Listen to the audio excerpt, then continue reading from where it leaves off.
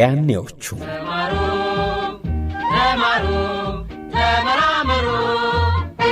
ውድ ተማሪዎች መማር የሚያደክም ቢመስልም ሕይወታችን ግን ይለውጣል። መማር ዕድሜ ልክ የሚያሳድግ ጉዞ ነው። ለዓላማችሁ መሻሻል መማራችሁ የተስፋችሁ ብርሃን። ይህ የእርሶ መምህር መልእክት ነው። ታሪክ ስሩ፣ ታሪክ አኑሩ፣ የእድገት የብልጽግና ምዕራፍ ስሩ። የያኔዎቹ መምህሮቻችን ዋጋቸው ምን ያህል ነው? በሸገር ኤፍኤም 102.1 ዘውትር ማክሰኞ ከምሽቱ 3 ሰዓት እስከ 5 ሰዓት የሚቀርብ በያኔዎቹ መምህሮቻችን ላይ ትኩረት የሚያደርግ ዝግጅት የያኔዎቹ። ተማሩ ተማሩ ተመራመሩ፣ እውቀት ያላችሁ ሥራን ፍጠሩ። ታሪክ ስሩ፣ ታሪክ አኑሩ፣ የእድገት የብልጽግና ምዕራፍ ስሩ።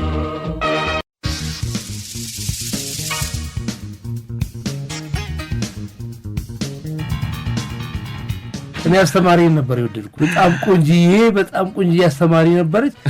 ስትመጣ እሷ የተማሪ ጎበዝ ተማሪ መስሏት ታወራኛለች። እኔ ግን ውስጤ ለካ ወዳታለሁ። ከዛ በኋላ ያረመች እያለች እኔን አልፋ ነው የሌላ ተማሪ የምታረመው ደብተር። ከዛ በኋላ ጸጉሯ ያምወደው ጸጉሯ ፊቴ ላይ ዘፍ ሲል እኔ ቅፍ አድርጌ ሳማረኳት። እሺ ተማሪ አለ። እኔ ዘልዬ እየሮጡ ያዘው ሲባል ያዘው እያልኩ ቀድሜ ሄድኩኝ። ቢያገኙኝ ቀጠቅጡኝ ነበር፣ አመለጥኳቸው። እኔ የመምህራን ዋጋ ደግሜ የምገልጸው የኦክሲጅን ዋጋ ነው። የኦክሲጅን ዋጋ ያወቅነው ኮቪድ ጊዜ ነው። እሱንም አሁን ረሳ ነው። ለተቀረጽንበት እኛ አሁን ለደረስንበት ነገር በሁሉም መስክ ያገለገሉ ወገኖቻችን መታወስ አለባቸው። ክብር ሊያገኙ ይገባል።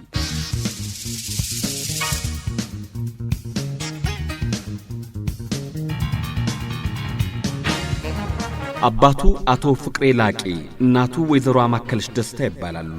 የተወለደው 1958 ዓመተ ምህረት ሁሩታ ነው። ያደገውም እዛው። እድሜው ለትምህርት ሲደርስም ሁሩታ የኔታ ብርሃኔ ጋር ፊደል ቆጥሮ ዳዊት ደግሞ በሕፃንነት እድሜው ድቁና ተቀብሎ በሁሩታ ቅዱስ ማርያም ቤተክርስቲያን አገልግሏል። የድቁና ሕይወቱን አልገፋበትም እንጂ የመጀመሪያ ደረጃ ትምህርቱንም በንጉሥ ኃይለ መለኮት የመጀመሪያና መለስተኛ ሁለተኛ ደረጃ ትምህርት ቤት እስከ 8ኛ ክፍል ተማረ።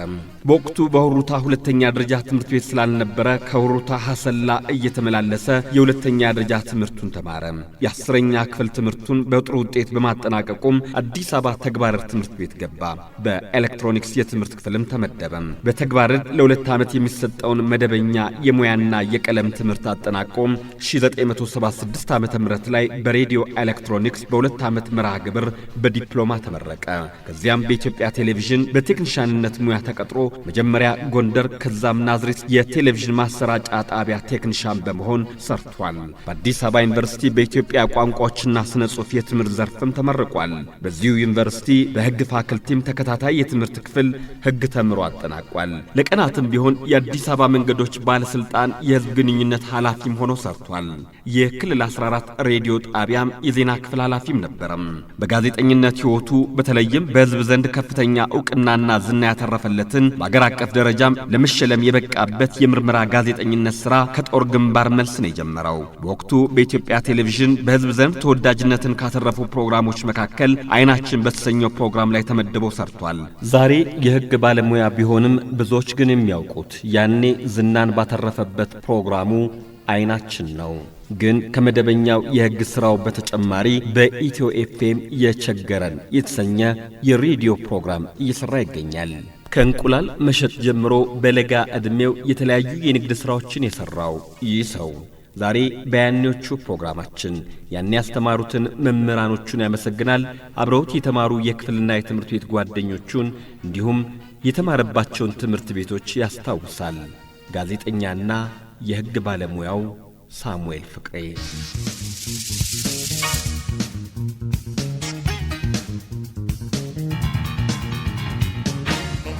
ሰላም እንደምሰንብታችኋል። የተወደዳችሁና የተከበራችሁ አድማጮቻችን የዛሬው የያኔዎቹ ፕሮግራማችን ጀምሯል። እስከ ፕሮግራማችን ፍጻሜ አብራችሁ እንድትቆዩ በአክብሮት ጋብዛለሁ። የፕሮግራሙ አዘጋጅና አቅራቢ ግርማ ፍስሐ ነኝ። አገር ቤትም ባህር ማዶ መሆናችሁ ይህን ፕሮግራም ለምታዳምጡ ሁሉ በያላችሁበት ሻሎም።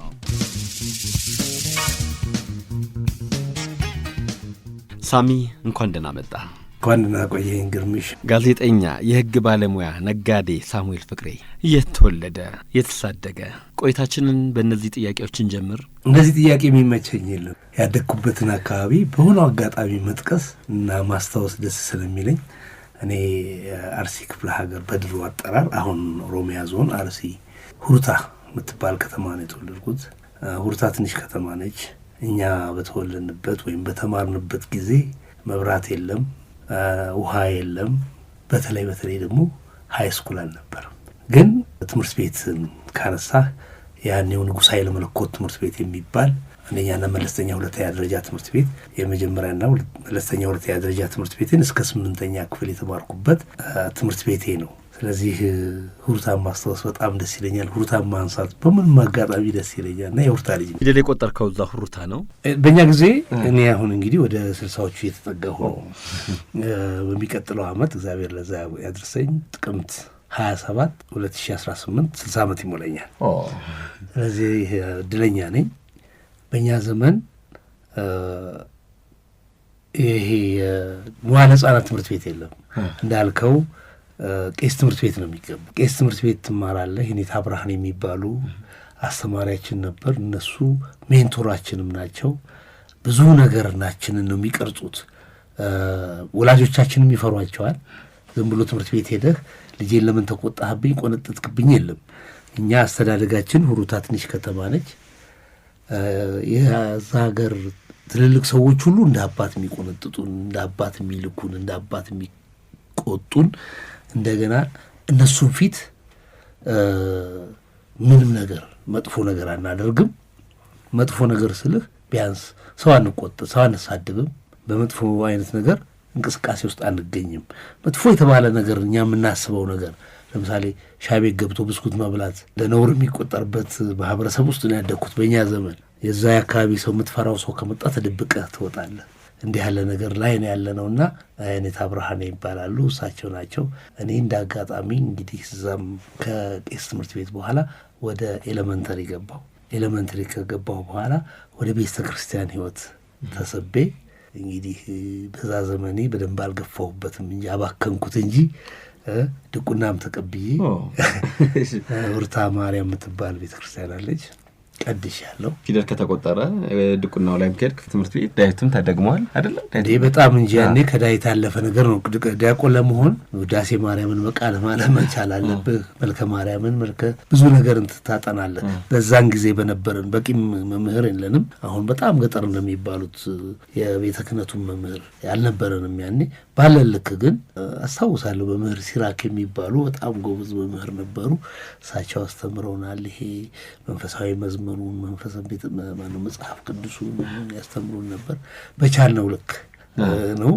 ብዙም ጎበዝ አልነበርኩም እኔ እውነት ለመናገር እዛ አካባቢና ግን በቻልነው ልክ ተምረናል። ዛሬ ወደ ኋላ ስትመለስ ያኔ ከምትጫወቷቸው መዝሙሮች የምታስታውሰው አለ? እኛ እኮ በአንደኛ ሁለተኛ ሶስተኛ ላይ ሆነን ንጉሱን ልደት ማዘጋጃ ቤት ሄደን በሰልፍ እናከብር ነበር። ጥቅምት 23 ቀን የኛ መድኃኒት ጠቅል የተወለደበት ምናምን የሚል አውረሳውት እና እንደዛ አይነት ነገሮች ነበሩ። እኔ እንደዛ አይነት ነገር ላይ ሕፃን ሆኜም የሚገርመኝ ነገር ትርፍ ጊዜን የሆነ የዚህ የገበያ ቦታ እየዋልኩ ገንዘብ ማግኘት ለጋ ነበር የሚሄደውና ተማሪ ሆነ እንቁላል ትሸጥ እንደነበረ ሰምቻለሁ። አሁን የምትነግረኝ ያኔውን ነው? እንቁላል እኮ ከዛ በኋላ ነው። ትልቅ ሆኜ 6ኛ ክፍል 7ኛ ክፍል 8ኛ ክፍል እንቁላል በነገራችን ላይ በ70 ዓመተ ምህረት በኢትዮጵያ ዘመን አቆጣጠር በ70 ዓመተ ምህረት የ6ኛ ክፍል ተማሪ ነኝ እኔ። የ6ኛ ክፍል ተማሪ ሆኜ በአንድ ብር እንቁላል 24 ይሸጥ ነበር። 24 ገዝተን 20 እንሸጣለን። የ5 ብር እንቁላል ከገዛ 1 ብር ታተርፋለህ ማለት 20 ትሸጣለህ። 5 ብር ከ5 ብር 20 እንቁላል ታተርፋለህ። የተረፈውን አሁን ለጓደኞቼ በትምህርት ጎበዝ የነበሩ ጓደኞች አሉን። እኔ አስተዳደጌ ከበላይ ያሉትን እያየሁ ትምህርት ቤት በዚህ በኩል ገንዘብ እፈልጋለሁ፣ በዛ በኩል ደግሞ ትምህርት እናፍቃለሁ።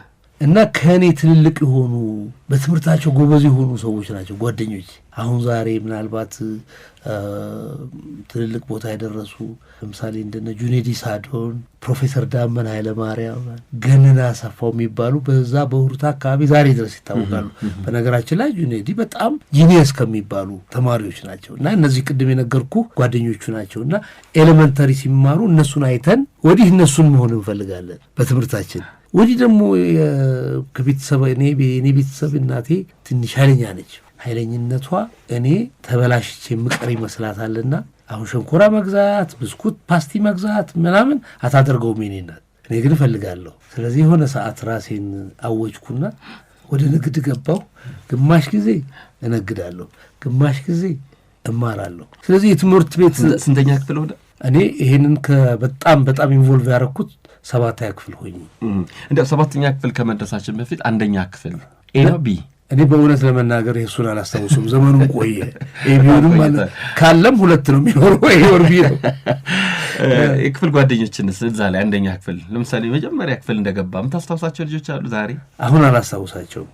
በእውነት የማስታውሰው እኔ በኃይል የማስታውሰው በጣም ወደ ትምህርት ገብቼ 7ኛ 8ኛ 9ኛ 10ኛ እንጂ ከ1 እስከ 6 ያለ ሚኒስትሪ ነበረ። ሚኒስትሪን የማስታውሰው 6ኛ ክፍል ስንማር እኔ ሌላ ቀን እፈተናለሁ ብዬ ለካ በሀገር አቀፍ አንዴ ነው የሚሰጠው።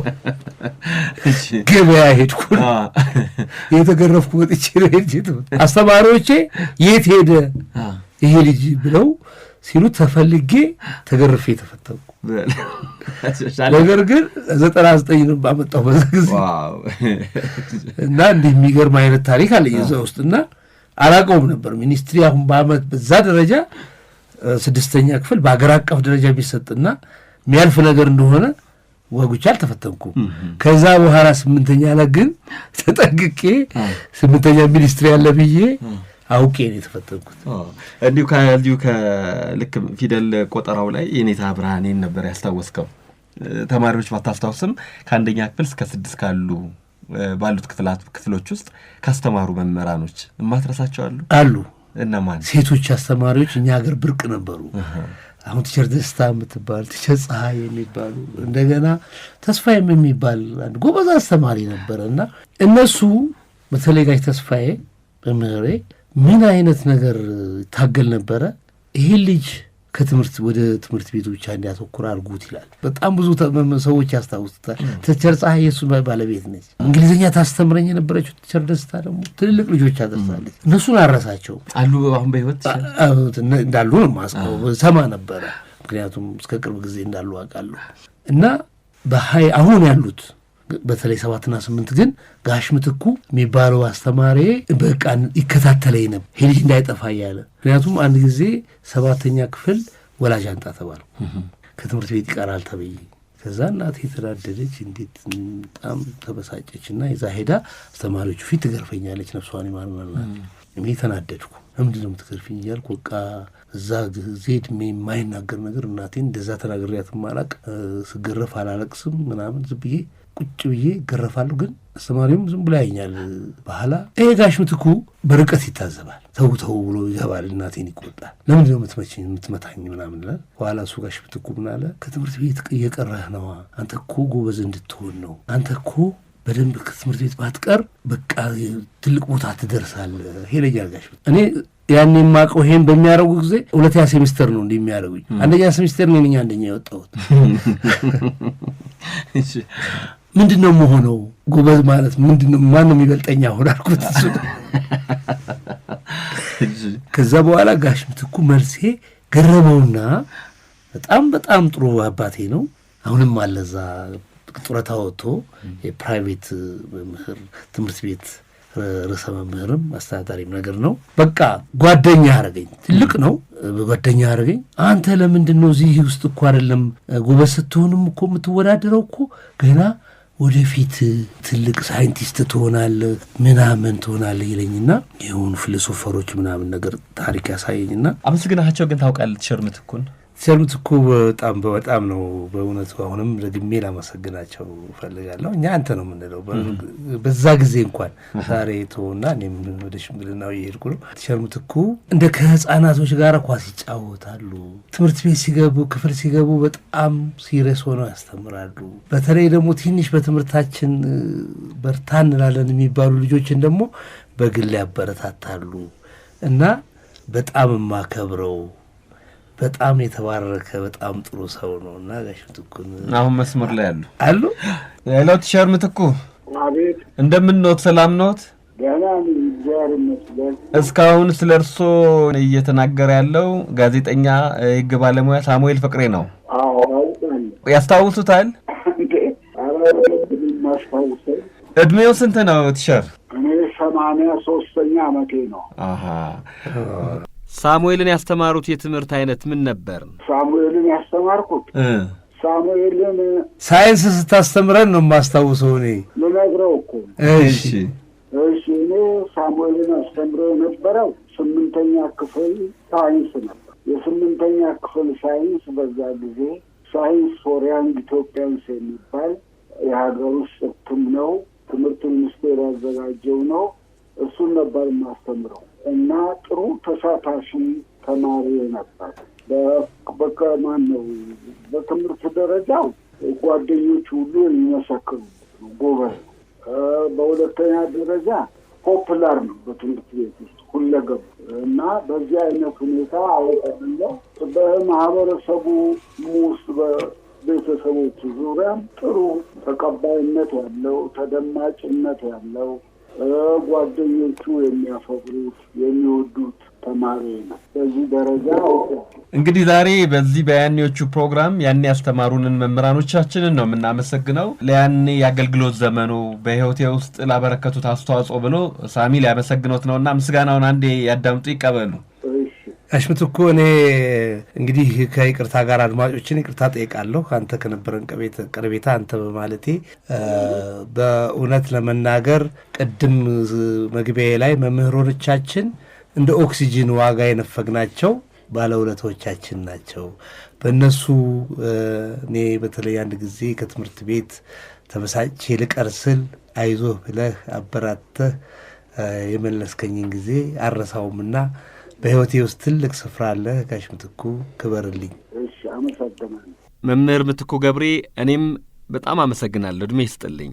እሺ እኔም በጣም አመሰግናለሁ። ቤተ ዋው ደስ ይላል ሳሚ። የድሮ መምህርን በዚህ እድሜ ያውም ከዘመናት በኋላ ማግኘት በጣም ደስ ይላል። ቅድም ሌላ መምህርም ልትናገር ስትል ነው መምህር ምትኩን ያስገባዋቸው። ጋሽ ግለጡ የሚባሉ ደግሞ ስቶር ኪፐር ናቸው። መጽሐፍ ላይብራሪ የለውም ትምህርት ቤቱ። ጋሽ ግለጡ ግን መጽሐፍት ቤቱ ውስጥ ያሉ ኃላፊ ናቸው። የትምህርት ቤት መጽሐፍ የምትወስደው ከዛ ነው። ከዛ እሳቸው ጋር እሳቸው ያውቁናል። እሳቸውም እና እሳቸው ጋር ቁጭ ብዬ አንተ በቃ ትርፍ ሰዓት ሲኖር እዚህ መተህ አንብብ ምናምን ይሉኛል። እኔ ምን ተጠቀምኩባት ጋሽ ግለጡ ጋራ በጣም በጣም በጣም አንደኛው እኔን እንዳልወድቅ ያደረጉኝ ጎበዝ እንደሆነ ያደረጉኝ ጋሽ ግለጡ ናቸው። ከመጨረሻው ድረስ በጣም እንዳባቴ ጠይቃቸው ነበር። ባለፈው 2 ዓመት ውስጥ ነው ያረፉት። ጋሽ ግለጡ ምን ያደርጋሉ? በቃ የፈለግኩ ሰዓት ቢሄድ ውጭ ቢሄዱ መጽሐፍ ቤቱን ቁልፍ ሰጥተውኝ መጽሐፍ ቤት ውስጥ ቁጭ ብዬ መደርደሪያው ላይ መጽሐፍ እያነሳው ነበር። እኔ ከትምህርት ቤት ቀርና ተማሪዎች ገበያ ውላለሁ። ተማሪዎች የተማሩትን ነገር ከዛ መጽሐፍ ችግር የለብኝም አነባለሁ እና የቀረው ይመስለኛል በሄድኩ ቀን የምንጣጣው እኔ ነኝ። አስተማሪዎች ይገርማቸዋል። በጣም ማስታውሰው ከኔ ጋር የሚወዳደር በጣም ጎበዝ እጅግ በጣም ጎበዝ እኔ ብልጠትም ነው ያለኝ፣ ያኛው ግን እውቀትም ነው ያለው። ምንዳራለው ዘውዴ አንድ ወንበር ላይ ሆነን የተባለው ፕሮፌሰር ምንዳራለው ዘውዴ ገበሬም ፕሮፌሰር ተብሎ በጣም የሚታወቀው ናቸው። አዎ የሱ ታሪክ በጣም የሚገርም ነው። በእኔ ህይወት ውስጥ ያለው ነገር ምንዳራለውና እኔ እየተፎካከርን እሱ የኔን ኤክስ ይቆጥራል፣ እኔ እሱን ኤክስ ቆጥራለሁ እንጂ እኛ ስለማለፍ ተጨንቀን አናቅም። ማነው አንደኛ የሚወጣው ነው። ስለዚህ ምንዳራለው በኋላ ሁለታችንም አሰላ ሄድን። እንዳልኩ ሁሩታ እስከ 8ኛ ክፍል ያለው አሰላ ስንሄድ እኔ ኑሮ ከበደኝ። ምክንያቱም ቂጣ ይዘን ነው የምንሄደው። ቂጣችን ሮብ ያልቃል ወይ ሮብ ይደርቃል። ሐሙስና ዓርብ ወይ እዛ ካልሄድንም ተመልሰን እዛ መሳፈሪያም ተመልሶ ለመሄድ ከባድ ነው። ከሁሩታ አሰላ ብርካ 55 ሳንቲም ነው መሳፈር። 5 ሳንቲም ሊጎልህ ይችላል። 5 ሳንቲም የሚሰጥ ሰው ቀባለ ውለታ ነው። መሳፈሪያ ይሞላልህ ይባላል። እኔ ጋር ሽግለጡ ናቸው ዛቦ ያን መጽሐፉ ከሳቸው ቀጥሎ በጣም የሚፈሩ ከሽግለጡ በጣም የሚፈሩ ናቸው። እዛ ትምህርት ቤት ግቢ ውስጥ የሳቸው ቁልፍ ለኔ ይሰጠኛል። ሁለተኛው ስቶር ኪፐር ነኝ እና ብቻ ሄጄ ገብቼ የሆነች ወንበርም ደግሞ እሳቸው አጠገብ ተሰጥቶኝ አነባለሁ። ክፍል የለሁም። ክፍል የተማሩትን ነገር አነባለሁ። ከዛ ትምህርት ክፍል በገባሁበት ሰዓት ግን ቅድም እላለሁ እና ምን የሚል ነገር ይሄ ነገር ምን ቀብሯል ውስጡ ይሉኛል ልጆቹ። የቀረበትን ኬት ነው የሚያውቀው ምናምን ይሉኛል እና እኔ አልነግራቸውም። እዛ እንደምትገባ አያውቁም ተማሪዎች። የተወሰኑ ተማሪዎች በኋላ ሲያውቁ አይ እንደዛ በትዕግስት ያነባል ብለው አይጠብቁኝም። እኔ ቀዣ ነኝ። በዛ ሁሉ ቦታ አለውና ገበያ ኖሮች የሚሄደውና ግን ገበያው የሚገርምህ ነገር ገበያው ከ10 ሰዓት በኋላ የለም። በጣም ቢረዝም እስከ 10 ሰዓት ነው። ከ10 ሰዓት እስከ 12 ሰዓት ማንም እዛ ትምህርት ቤት አይኖርም። እኔ ዘግ ሄጄ እንትን አደረግና በቃዎችም ያስገቡሃል። አንዴ ተው ያስገቡኛል። እሳቸው ፈቅደው እሳቸው ምን በጣም ነው የሚፈሩት። ጋሽግለጣቸው ረከረሰባቦቹ በላይ ናቸው። ጋሽግለጡ ከፈቀዱ ሁሉን ነገር ይደረጋልና ሄጄ ቢሮአቸውንም ብዙ ትልቅ አለም አጸዳለሁ። ቁልፋቸውን ለማን አይሰጡም። ከዛ እኔ ቁጭ ብዬ ፈለገውን መጽሐፍ አነባለሁ። ታሪክ መጽሐፍም ካገኘሁ አነባለሁ። አርግና እንደነበረች አርጌ ያስቆምጣለሁ። ደግሞ እኔንም ይቆጡኛል። በስነ ስርዓት ነው እሳቸው ጋር ቀል የለም እና እኔ ከትምህርት ቤት ከክፍል መምህሮች በላይ አራሳቸው ባለውለታዬ ናቸው እያልከኝ ነው። በጣም ትጠይቃቸው ነበረ ጋሽግለጡ ከጋሽግለጡ ጋር ሌላም ቤተሰባዊ ቅርርባለንና እንደው እሱ ባያስፈልግም በኃይል ጠይቃቸው ነበር። እንደው ምናልባት እኔ የምወቀሰው ጋሽግለጡን ብቻ ይጠይቃል ተብዬ ነው። ግን እኔ አንድ መርህ ነበረኝ። አንዳንድ አስተማሪዎቻችንን ከዛ ያወጣን ሰዎች በምንችለው ነገር ከጠየቅናቸው ቢያንስ ለዓመት በዓል መወያያቸውን በእነሱ ደረጃ ያለውን ነገር በተለይ ጡረታ ከወጡ በኋላ የሚደገፉበትን ነገር በማድረግ በኩል እኔ እንደውም እድለኛ ነኝ። በጋሽግለጡ ተሳክቶልኛል። እሳቸው በጣም ጠይቃቸው ነበር። በዓመት በዓሉ ባገኘኋቸው ቁጥር ጠይቃቸዋለሁ። በዓመት በዓልም ጠይቃቸዋለሁ። እስከ ዕለተ ሞታቸውም አልተለየኋቸው። በዚህ እድለኛ ነኝ። እሳቸው ሳይሆኑ እኔ ነበርኩ እድለኛ። ደስ ይላል። ምን ይሉ ነበረ? በቃ ደስ ይላቸዋል። ሳሙኤል መጣ ሲባል እዛ ጋር ፈልገው ያገኙኛል። እኔም እሳቸውን ሳላገኝ ወደዚህ ወደ ሁሩታ ባሉበት ቦታ ፈልጌ ያገኛቸዋለሁ። እንደገና ደግሞ መጣ ከተባለ ማስቀምጥላቸው ጀማል ሙሰማ የሚባል የኔ አብሮ አደጋለ እዛ ባለ ሱቅ ነው። አንተ ሳሙኤል መጥቶ ነበር ይሉታል። አዎ አስቀምጦለታል ይላቸዋል። እና በእውነት ድለኛ ነኝ እኔ እሳቸውን ጠይቄያቸዋለሁ። ሳሚ አሁን አቶ ጀማል ሙሰማን አገኘኋቸው። አገኘው እኔ አንተ ነው የምለው። ጀማል እንደውም ታናሽ ነው ለኔ በጣም። እንዴት ነው ጋሽ ጀማል ሰላም ነህ? አዎ በጣም ደህና ነኝ አልሐምዱሊላህ። ስለ ሽግለጡ ሲያወራን ስንጫወት ሲናገር አንተ ጋር አደራ ይቀመጥ እንደነበረ እኔም ሰምቻለሁኝ ከዚህ በፊት። ዛሬ ጋሽግለጡ ቢኖሩ እሳቸው ይነግሩኝ ነበረ። ግን አንተ ጋር አደራ የሚቀመጥ ስለነበረ እሳቸው ለሱ ወይም ደግሞ እሱ ለሳቸው ያላቸውን ስሜት በደንብ ታውቀዋለህ ብዬ ነው አንተ ጋር የደወልኩትና እንዴት ነበረ የመምህሩና የተማሪው ግንኙነት? በቃ ጥሩ የአባትና የልጅ ግንኙነት ነው ያላቸው። እንደውም በጣም ከመዋደዳቸው የተነሳ እንግዲህ ሁለቱ በማገናኘት በቃ ልክ እንደ ልጆት ነኝ ካሁን በኋላ ብሎ በእኔ በኩል በየዓመት በዓሉ ጥሩ እርዳታ እንደሚያደርግላቸውና እኔ እንደምሰጣቸው ነው የማውቀው። ሳሚ እኮ በማንኛውም እስላም ክርስቲያን አይልም። ደግሞም አብረን ነው ያደግነው እና ጥሩ ለቤተ ክርስቲያን ብትል ለመስጊድ ስጥ ብትለው ከንትን ያላነሰ ነው ቤተ ክርስቲያን ያላነሰ ነው የሚሰጠው ከጠየቀው እና ጥሩ ባህሪ ያለው ችግረኞችም የመርዳት እንትሉ በጣም ደስ የሚል ነው። የአቶ ይግለጡማ እስከ መጨረሻ ለተሞታቸው ድረስ እየመረቁት ታቸው ለህልፈት የተዳረገው እና ሳሚ ማህበራዊ ኑሮ በጣም ጎበዝ ነው። የአገሩን ወዳድ የተወለደበት ቦታ የማያፍር በቃ እኔ መግለጽ ያቅተኛል ስለሳሚ። ስለዚህ ቲቸር ይግለጡ እስከ መጨረሻ እስከ ህልፈተ ህይወታቸው ከሳሚ ጋር ይገናኙ ነበረ በደንብ። በዓመት በዓል ወቅት በሙሉ የሚልክላቸው ነገር አለ። እሳቸውም ቀናቸው የሚመጣበትን ቀን ያውቃሉ። መርቀው ብቻ እንዴት ብዬ ልንገርህ በጣም በቃ እንደ ልጃቸው ነው። ያንተና የሳሚ ጓደኝነት መቼ ነበር የጀመረው? በቃ እንዴት ብዬ ልንገርህ አብረን ሆያ ሆዬ ጨፍረን በቃ የኔ ኢድ ቀን እኔ ጋር ይመጣል፣ እሱ አመት በዓል ቀን ደግሞ ፋሲካ እሱ ጋር ሄዳለሁኝ። በቃ አብሮ አደግነን። በቃ ምን ብዬ ወንድሜ ነው። በቃ በአጠቃላይ ጥሩ ግንኙነት አለን። ደስ ይላል። እና መልካም ባህሪ ነው ያለው። እድሜው ጸባዩ የማይቀየር ያለበትን ደረጃ የሚያውቅ በቃ እንዴት ብዬ ልንገርህ ብቻ ስለሱ ቃላት ያጥረኛል። ጥሩ ሳሚ ያኔ ከታላላቆቹ ጋር ይውል ነበር። እናንተ ሻይ ቤት የሚጋብዛቸው ወይም ብስኩት አሊያም ዳቦና ሻይ የሚገዛላቸው የትምህርት ቤት ጓደኞች ነበሩት? ምናልባት የምታስታውስ ከሆነ እነገነንም ሁሉ ብቻ እንዴት ነው ከሌ ማለት አልችልም። ብቻ ባለው ሰዓት በደንብ አድርጎ ይነግዳል፣ ያገኛል፣ ያጠፋል። እኛ ጋር ደግሞ ያው ዳቦ በልቶ ነው ያደገው። ሱልቁን ዕዳ አለብኝ። ያልተከፈለ ዕዳ የለም። የጋሽ ሙሰማ ዕዳ አለብኝ። አዎ ቢሉ አይኖ የለበት። ያው በቃ እንደ ቤተሰብ ነው። በቃ እኔና እሱን አንድ ነው የሚያይን። ስለዚህ እሱ እንደውም በልቶ የሚጠግብ አይመስለው። አቶ ጀማል ሙሰማ የሳሚ አብሮ አደግ ጓደኛ፣ በጣም አመሰግናለሁ።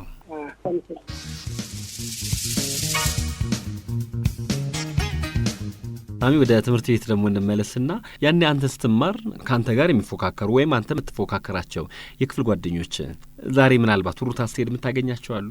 ቅድም ካነሳቸው የስድስተኛም ሰባተኛም ክፍል ሆነው ግን ከኔ ጋር የሚፎካከሩ የነበሩ ልጆች ግን የቀሩ ልጆች ያሳዝኑኛል። አሁን ቤተ ክርስቲያን ውስጥ አብሮን ይማር የነበረው መጽሐፍ ቅዱስን ከዘፍጥረት እስከ ዮሐንስ በእኛ ዕድሜ የሚያውቅ ልጅ በጣም ጎበዝ ልጅ እዛ ሁሩታ ቀርቶ ሳየው አዝናለሁኝ። ሳይሄድ እሱን ጠይቃለሁ። ከእነሱ ጋር ሰለሞን ይባላል አሁን እና ይህንን የሚያስተባብርልኝ አሁን እዛ ምረዳቸውን ሰዎች አሴ የሚባል ጓዳ አሰፋ የሚባል ጓደኛ አብሮ አደጋችን ነው፣ አብሮ የተማረ ነው። አንዳንዶቹም አልፈዋል። እንግዲህ እንዳልኩ የኔም ዕድሜ እግዚአብሔር ፈቅዶ ቆየሁ እንጂ ትልቅ ነው። ይህንን ነገር አደርጋለሁ እና የሚያስደስተኝ ነገር ከእነሱ ጋር ሄዶ ቁጭ ብሎ ይሄ ታች መኖርን ያለፍኩበት መሆኑን የማስታውሰው እታች እጅ ከእነሱ ጋር ቁጭ ብዬ እነሱ የሚበሉትን ነገር እየበላሁ እነሱ የሚያደርጉት። በአመት ስንት ጊዜ ትሄዳለህ? ሁሩታ በጣም ነው የምሄደው። ሁሩታ በሰበብ ፈልጌ ነው የምሄደው። እንደኔ ሁሩታ ውስጥ መሄድ የለም። በአመት አይደለም ግን በዓል ሲሆን ጠይቃቸዋለሁ። አሁን አንድ ሰው ላስገባ ነው። አብሮ አደግ አሰፋ ረጋሳ አብሮ አደግ ነው በጣም። እሺ ሄሎ ጤና ይስጥልኝ ጋሽ አሰፋ እንደምን አለ? ጋሼ ስትለው የኔ ኩያ መስለው የገፋው ይመስላል። ጋሼ አሴ ስትለው ነው ታናሽ ነኝ። አይ ጋሻሴ ጋዜጠኛ የህግ ባለሙያ ሳሙኤል ፍቅሬን ታውቀዋለህ? በሚገባ። እንዴት? የት? ሁሩታ አክሲ ሁሩታ እና ከልጅነት ጀምሮ አብረን ያሳለፍን ብዙ ነገር። እኔ አንድ ነገር ሰምቻለሁ ሁለታችሁም ባላችሁበት ሳሚ እንቁላል ሲሸጥ የእናንተ ትርፋችሁ የተሰበረው ነበር አሉ። የተሰበረው ትክክል። የተሰበረው ተጠብሶ ይበላል። አዎ ያን ጊዜ ያው ገንዘብ የማግኘት ቻንሱ በጣም የጠበበ ስለነበረ እሱ የሚነግድባት ትንሽ ነገር ስለሆነች ከዛ ላይ መስጠት ስለማይችል እኛ ለሆዳችን የሚሆን ነገር ካገኘን ትልቁ ጥቅማችን እሱ ስለነበረ እንዳያሳንስብን የተሰበረውን እንኳን እንዳያሳንስብን ነበር። አንዳንዴ ደግሞ ሳይሰበር ይቀራል እና እንደ ተሰበረ አድርገንም እንወስድበት ጊዜ ነበርና ተሰብሮታላችሁ እንጂ እኔ ሳይቀር ምንም ማግኘት አንችልማ። አልተሰበረ የማግኘት ቻንሳችን የጠበበ ስለሆነ የመብላት ቻንሳችን፣ ስለዚህ ያለን እድል የተሰበረው ማብዛትና እኛ የምንበላበትን መንገድ ማመቻቸት ነበር እና ጥሩ ጊዜ ነበር። ረጅም ጊዜ ነው አይደል ይሄ ከሆነ? አዎ በጣም ረጅም ጊዜ። ሳሚ ራሱም ነግሮኛል። እኔም ቀደም ብዬ ስለሱ ስጠይቅ ሰምቻለሁኝ። አሁን ድረስ ያስተማሩትን መምህራኖቹን ወደ ሁሩታ ሲመጣ ይጠይቃል ይባላል። ምን ትላለህ ጋሻሴ? ይሄ ትክክል ነው። ለምን መሰለ? በአጋጣሚ ሆኖ ያው ከዛ ጊዜ ጀምሮ እኔ ተመልሼ ወደዚሁ ወደ ትውልድ አካባቢ ለመምጣቴ ያው በተለያየ ጊዜ በሚመጣ ሰዓት እንገናኛለን እና የሚያደርጋቸውን ነገሮች እንቅስቃሴዎች በሙሉ አውቃለሁ እና የመማር ትርጉሙ ያወቅኩት በሱ ነው። ምክንያቱም ይሄ ሰው ሲማር በቤተሰቦቹ እገዛ ብቻ አይደለም። ጓደኞቹ አሉ፣ የአካባቢ ሰዎች አሉ። ያንን አስታውሶ መምህራኖቹ አሉ፣ የተለያዩ ሰዎች ስላሉ እነሱን አስታውሶ መጠየቅ መቻል ትልቅነት ነው። ስለዚህ ይህንን አስታውሳለሁ። ቸር ይግለጡን ይጠይቃቸው ነበረ። ቸር ይግለጡ እስከ ተቆራጭ እንደሚያደርጉሉ በትክክል አውቃለሁ። ተቆራጭ ደሞዝ አላቸው። በህይወት እስካለፉበት ጊዜ ድረስ ተቆራጭ እንደነበራቸው አውቃለሁ። በህይወት የሌሉ የተወሰኑ ጓደኞች ነበሩ። እነሱ ራሱ ተቆራጭ እንደነበራቸው፣ በተለይ በመጣ ሰዓት ደግሞ አቅም የፈቀደውን ነገር ሳያደርግላቸው አይሄድም። እስቲል አሁንም ድረስ ደግሞ የጋራ ጓደኛችን የነበረ አንድ ልጅ አለ። ምንም የሚቀረው ነገር የለም ማለት ይቻላል። አቅም የፈቀደውን ነገር እንደሚያደርግለት አውቃለሁ። ጋሽ አሰፋ አንተ ለሳሚ የትምህርት ቤት ብቻ ሳይሆን የሰፈርም ጓደኛ ነበርክ። አዎ። ታዲያ አንድ የሰማሁት ነገር አለ።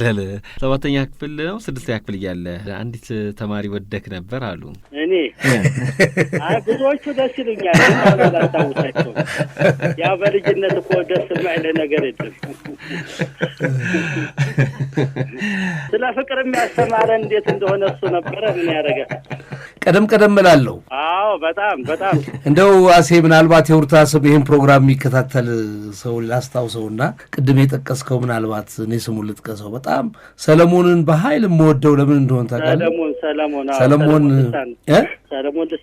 ሰለሞን ልሳነ ወርቅ አያውቁም ብዙ ሰዎች። ዛሬ ቤተ ክርስቲያን ጥግ ቁጭ ብሎ ነው የሚያውቁት። ሰለሞን በጣም ጂኒየስ የነበረ ሰው ነው። በእኛ እድሜ ቤተ ክርስቲያን በነበርንበት ጊዜ ታስታውሳለህ? እዛ በነበርንበት ጊዜ መጽሐፍ ቅዱስን ከዘፍጥረት እስከ ዮሐንስ ያቅ ነበር። ጋይ ሲራክ የሚባለውን መምህራችንን ታስታውሰዋል አይደለ? ቀዩ መጀመሪያ ጊዜ ሆሩታ ውስጥ መጥቶ ሃይማኖት ትምህርት ስለ መዝሙር ስለ ምናምን ያስተማረን በቃ እሱ ይወደው ነበርና ጥያቄ በጠየቀው ቁጥር ሁልጊዜ የሚመልስ ሁልጊዜ ጎበዝ ልጅ ነበረና አሁን ታናናሾቻችን ሰባኪያኖቹ አያውቁትም፣ አላቀረቡትም። ለዚህ ነው እኔ በጣም ስለምቆጭ ነው እሱንም ማስታውሰው። ትክክል።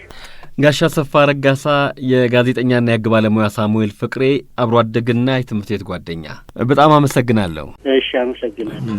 ሳሚ እዚህ ጋር ቆም እናድርግና አድማጮችን ሙዚቃ እንጋብዝ። የማንን ዘፈን ትጋብዘናለህ? አድማጮቻችን የሂሩት በቀለ ከስር እየሰማችሁት ያለው ዘፈን ይቀጥላል። ከዘፈኑ ግብዣ በኋላ መልስ እንገናኛለን። ይህ የያኔዎቹ ፕሮግራማችን ነው።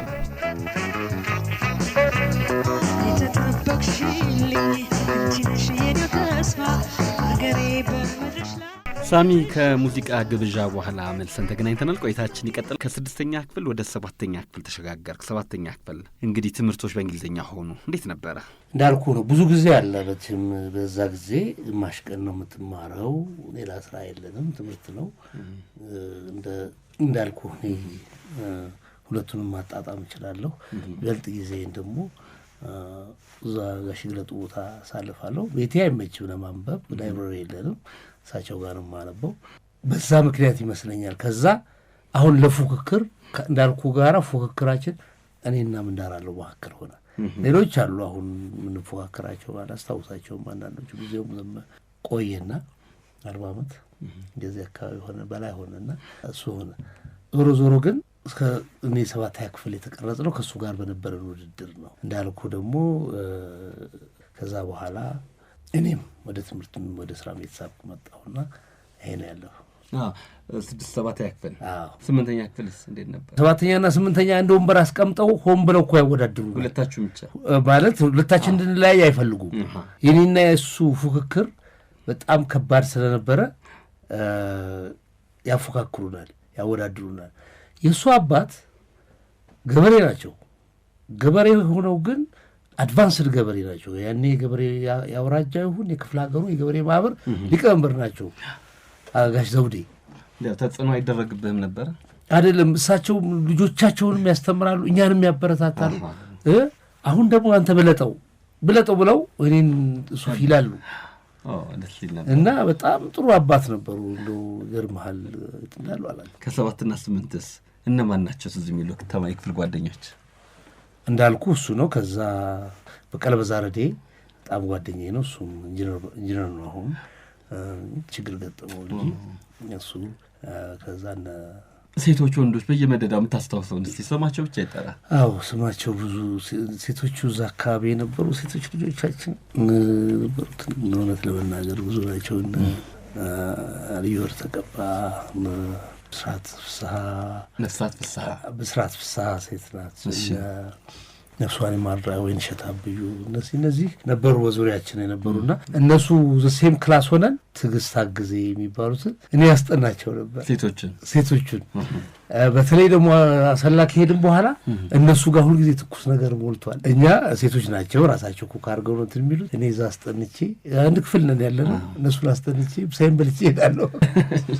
ሳሚ እንዲያው እዛው ክፍል አብረው ከተማሩ እንጀራም ካበሉህ ካስጠናቸው አይነ ገባች እንዲያው ፍቅር ደብዳቤ የጻፍክላት የለችም?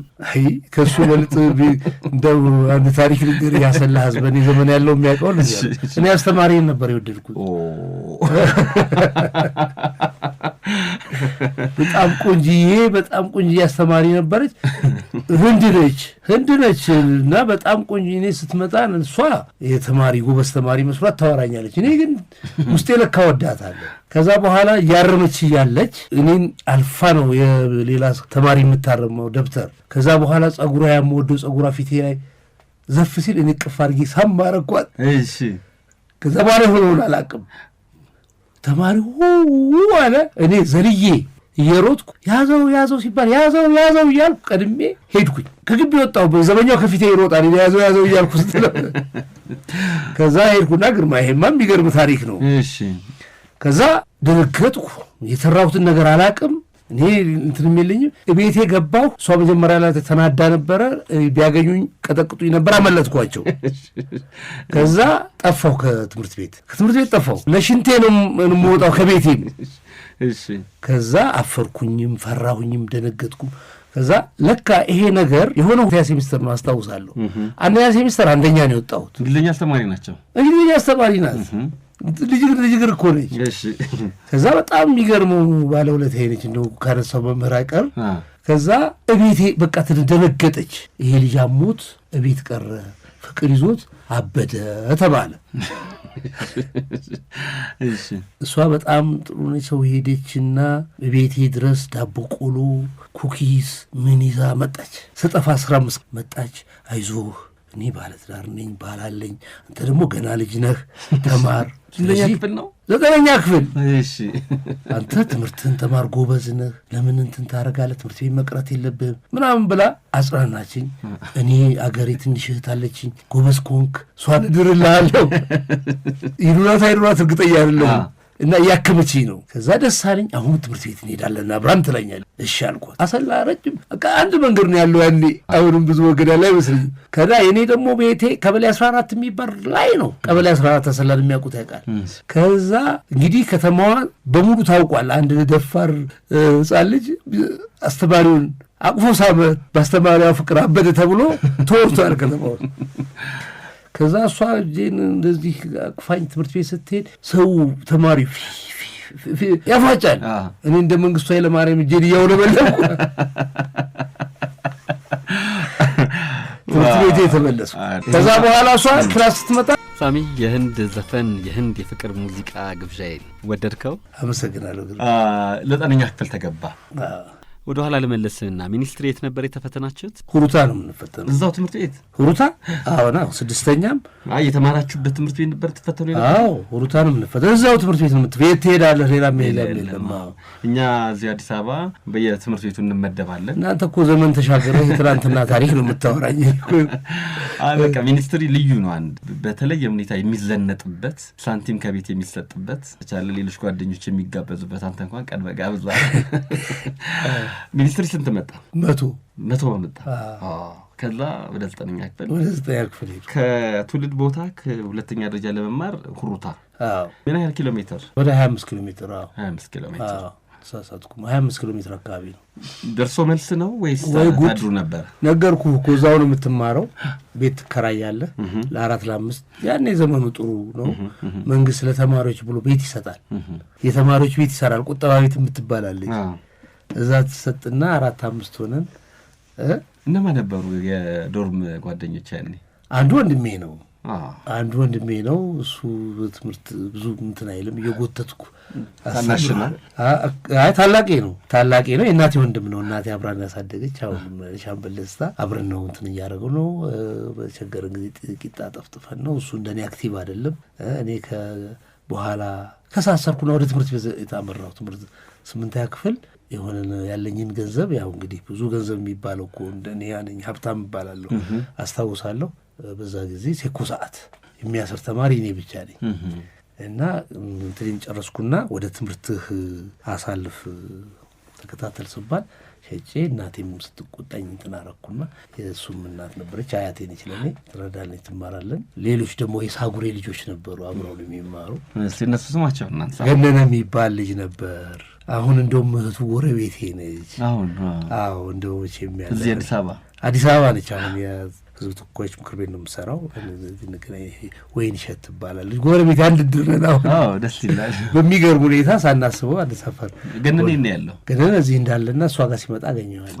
ያኔ የክፍል ጓደኛ የዶርም ጓደኛ የዛች ዶርም ጓደኛ የተከራይተን ነው አለ እንትን እኮ ነው ምንድነው የጭድ ፍራሽ አለን ማዳብ ፍራሽ እዛ ላይ ተኝተን ነው እንማረው ነበር።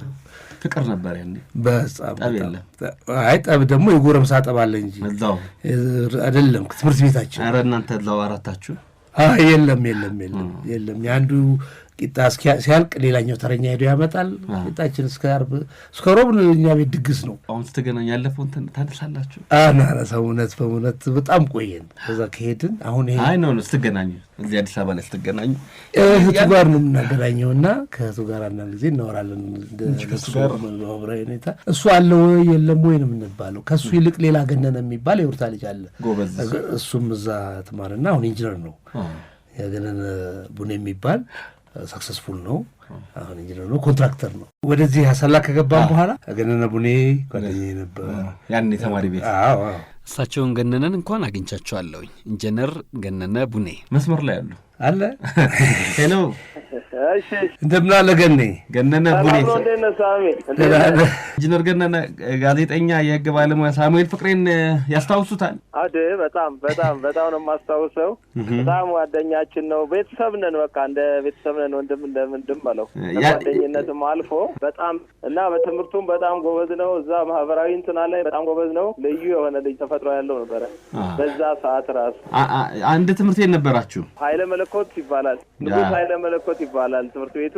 እዛ አብረን እየተማርን ነበር። በእርግጥ እኔ ትንሽ ከፍላለሁ ከሱ፣ እሱ የኔ ተከታይ ነው፣ ከኔ በታች ነው ያለው።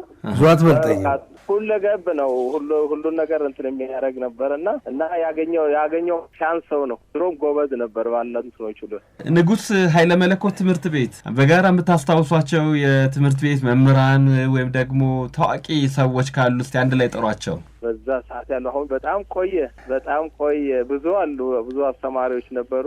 ዳይሬክተራችን የነበሩት ሰፈፈ ማሞ የሚባሉ ነበሩ፣ የኃይለ መለኮት ዳይሬክተር የነበሩ። እሳቸው ትዝ ይሉኛል። በእርግጠኛነት በጣም ረጅም ነው ጋይ ሰፈፈ። በኋላ ስሬ ገቡ አይደለ? አቤት ስሬ ተዛወሩ ነው የሚባለው። እኛ ተሰና አርስ ስሬ ከእሳቸው በኋላ ጋሽ አየለ ሰዴሳ ነው የመጣው። አየለ ሰዴሳ የሚባሉ ዳይሬክተርም ነበሩ። ከዛ በኋላ አስተማሪማ ከተነሱ ነፍሳቸው ማርና ያንተ አጎት ጋሽ ይልማ ቡኔ፣ ጋሽ ታከለ ታደሰ አጎት ጋሽ ታከለ አጎቴ ነበረ። ይልማ ይርፋዬ አጎቴ ነበረ። ትዝ ይላል እንጂ አሁን ብዙ አመት ኦልሞስት ከ40 አመት ኦልሞስት ሊጠጋ ነው።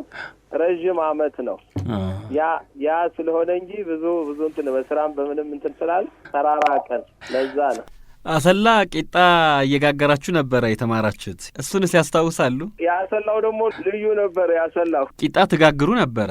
አዎ እንዴ በጣም እሱማ እዚህ ያደረሰን እሱ ነው። ኢንጂነር ገነነ ቡኔ የጋዜጠኛና የህግ ባለሙያ ሳሙኤል ፍቅሬ የትምህርት ቤት ጓደኛና አብሮ አደግ፣ በጣም አመሰግናለሁ። እግዚአብሔር ይስጥልኝ ስለደወላችሁልኝ። ገኔ በጣም አመሰግናለሁ ስላገኘን። እሺ ሳሚ አመሰግናለሁ። እግዚአብሔር ይስጥልኝ። ሳሚ ምዕራፍ አንድን እዚህ ጋር እናብቃና ወደ ምዕራፍ 2 እንሸጋገር። ወደ ምዕራፍ 2 የምንሸጋገረው ያው በሙዚቃ ግብዣ ነው። የማን ሙዚቃ ትጋብዘናለህ? የጥላሁንን ፈልጌ ያስፈልግ። የተወደዳችሁና የተከበራችሁ አድማጮቻችን የምታዳምጡት የያኔዎቹ ፕሮግራማችንን ነው። የዛሬው የያኔ መምህራኖቹን አመስጋኝ የህግ ባለሙያውና ጋዜጠኛው ሳሙኤል ፍቅሬ ነው። የመጀመሪያ ምዕራፍ ቆይታችንም እዚህ ጋር ይጠናቀቃል። ፈልጌ ያስፈልጌ የጥላሁን ገሰሰ ዘፈን ተጋብዛችኋል። የያኔዎቹ ፕሮግራማችን ነው።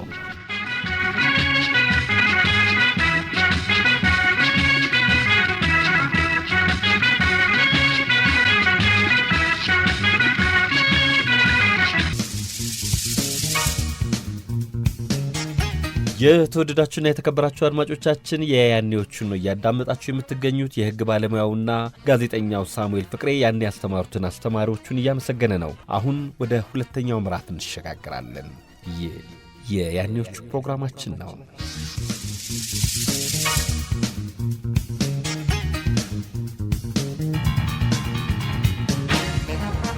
ሳሚ 10ኛ ክፍልን እንዳለፍ ወደ ተግባርን የገባኸው እንዴት ነው? ተግባርን የገባኸው ተግባር ለመግባት በእኛ ዘመን ከ9ና 10 እንዳልኩ የ8ኛ 9ኛና 10ኛ ደግሞ ይታያል። ከዛ በኋላ 11ኛ ክፍል ስገባ ነው ከትምህርት ቤት ተመርጠው ከየክፍለ ሀገሩ ተመርጠው ነው የምንገባው። በጣም ዩኒቨርሲቲ ማለት በዛ ጊዜ ሙሉ ቀን ነው የምትማረው። እዛ ስገባ ግማሽ ቀን ቴክኒክ ትማራለህ፣ ግማሽ ቀን አካዳሚ ትማራለህ።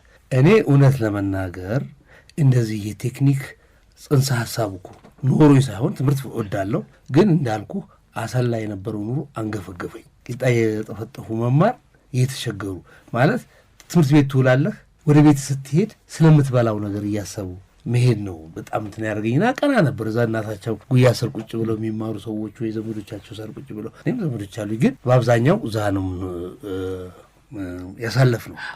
ስለዚህ እንዳልኩ አንድ ወቅት ላይ አዲስ አበባ ለመግባት ምንድን ነው ስለው አሁን ድረስ አለ ትልቅ ዋጋ የከፈለ ለቤተሰባችን ወረድ ወልዳማኔን የምንለው የአክስቴ ባል ነው። እሱም የወርታ ሰው ነው። አንተ ጎበዝ ስለሆን ተግባረር ከገባህ አዲስ አበባ ትገባለህ እኔ ጋ ይላል። እናቴ ደግሞ ትንሽ አስቸጋሪ መሆኔንም ስለምታቀራ ትችለው እሱ ትላለች። እኔ በጣም ይገርማል። አሰላ ሁሉ እያለሁ ዱርዬ ጎበዝ ልጅ ነው የምባለው። የሚገርመኝ ነገር ዱርዬ የሚሉኝ እኔ ከረምቡላ ቤት ነው የሚያገኙኝ እና እሱም ሌላ ታሪክ አለው። ብቻ ለማንኛውም እንደዛ ከሆነ አልኩና ለመወዳደርም እንትን ለማድረግም አጠናው። በአጋጣሚ ተሳካልኝና ካለፉ ሰዎች ተመርጠን 15 ልጆች መጣን። ተግባረት ገባን። ከክፍለ ሀገር 10-15 እየተመረጡ ነው የሚገቡት። የዓመት ማለት 15ታችን ብቻ ናችን። ለምሳሌ ቅድም ነግሬሃለሁ እንዳላለው ዘውዴ 15 ውስጥ መግባት አቅቶት አይደለም የቀረው፣ እሱ ቀድሞ እንትኑን አውቆት ነበር የትኛውን ፊልድ እንደሚማር። እኛ ዝም ብለን ያገኘነው ላይ እየተሻገርን የተማርነው እና እኔ ተግባረት ገባው። በአጋጣሚ ሬዲዮ ኤሌክትሮኒክስ ገባው። ተግባረት በጣም አሪፍ ትምህርት ቤት ነው። ዩኒቨርሲቲም ውጤት መጣልኝ። ግን ክፉ ዘመን ላይ ምን ደረስን? እኛ 76-77 ነው 12ኛ ክፍል የተፈተንኩት እኔ። 77 ፓርቲው ተመሰረተ ይሰፓ። በዚህ በተማራችሁት ሳንመረቅ ይሄ ከተማው ያሸበረቀበትን ላይት እኛ ነበር የምንሰራው ከትምህርት ቤት ወጥተን ከኮሪያኖች ጋር። እናንተማ አቤቱን ማገልገል አለባችሁ ተብለን ከተግባረት ተማሪ ዩኒቨርሲቲ እንዳገባ ተከለከለ። በዛ ዘመን ስራ አገልግላችሁ ግቡ፣ ስራ ስሩ ነው። ከዛ የፈለጉት መስሪያ እና እኛ ገባን። ለአብዮቱ ያንን ነገር ከሰራ በኋላ የፈለጉት መስሪያ ቤት ይግቡ ተባለ። ያኔ ለገሰ አስፋው ናቸው የሚመሩት። ያንን ነገር ተባለ። ለገሰ አስፋው በጣም ሩቅ ናቸው ላይ ይህ ትፈልጋላችሁ ሲባል እዛ አብረን የነበርነው ሰዎች ኢትዮጵያ ቴሌቪዥን አለ። እኔ ተጠንቀቂ የኢትዮጵያ ቴሌቪዥን ያልኩት ምክንያቱም በትምህርት ምንድን በስራ ላይ ለመመድ ኢትዮጵያ ቴሌቪዥንን የመጎብኘት እድል አልተን። በቃ የተለየ ነገር ይማርካል። ስቱዲዮ ምኑ ከዛ ደግሞ ቤት ቴሌቪዥን የምታየው ነገር ሁሉም ቴሌቪዥን አለና ወደ 6 ልጆች ገባ። የተመረቅነውም እኮ 14 ነን። እንደዚህ እኮ ነው።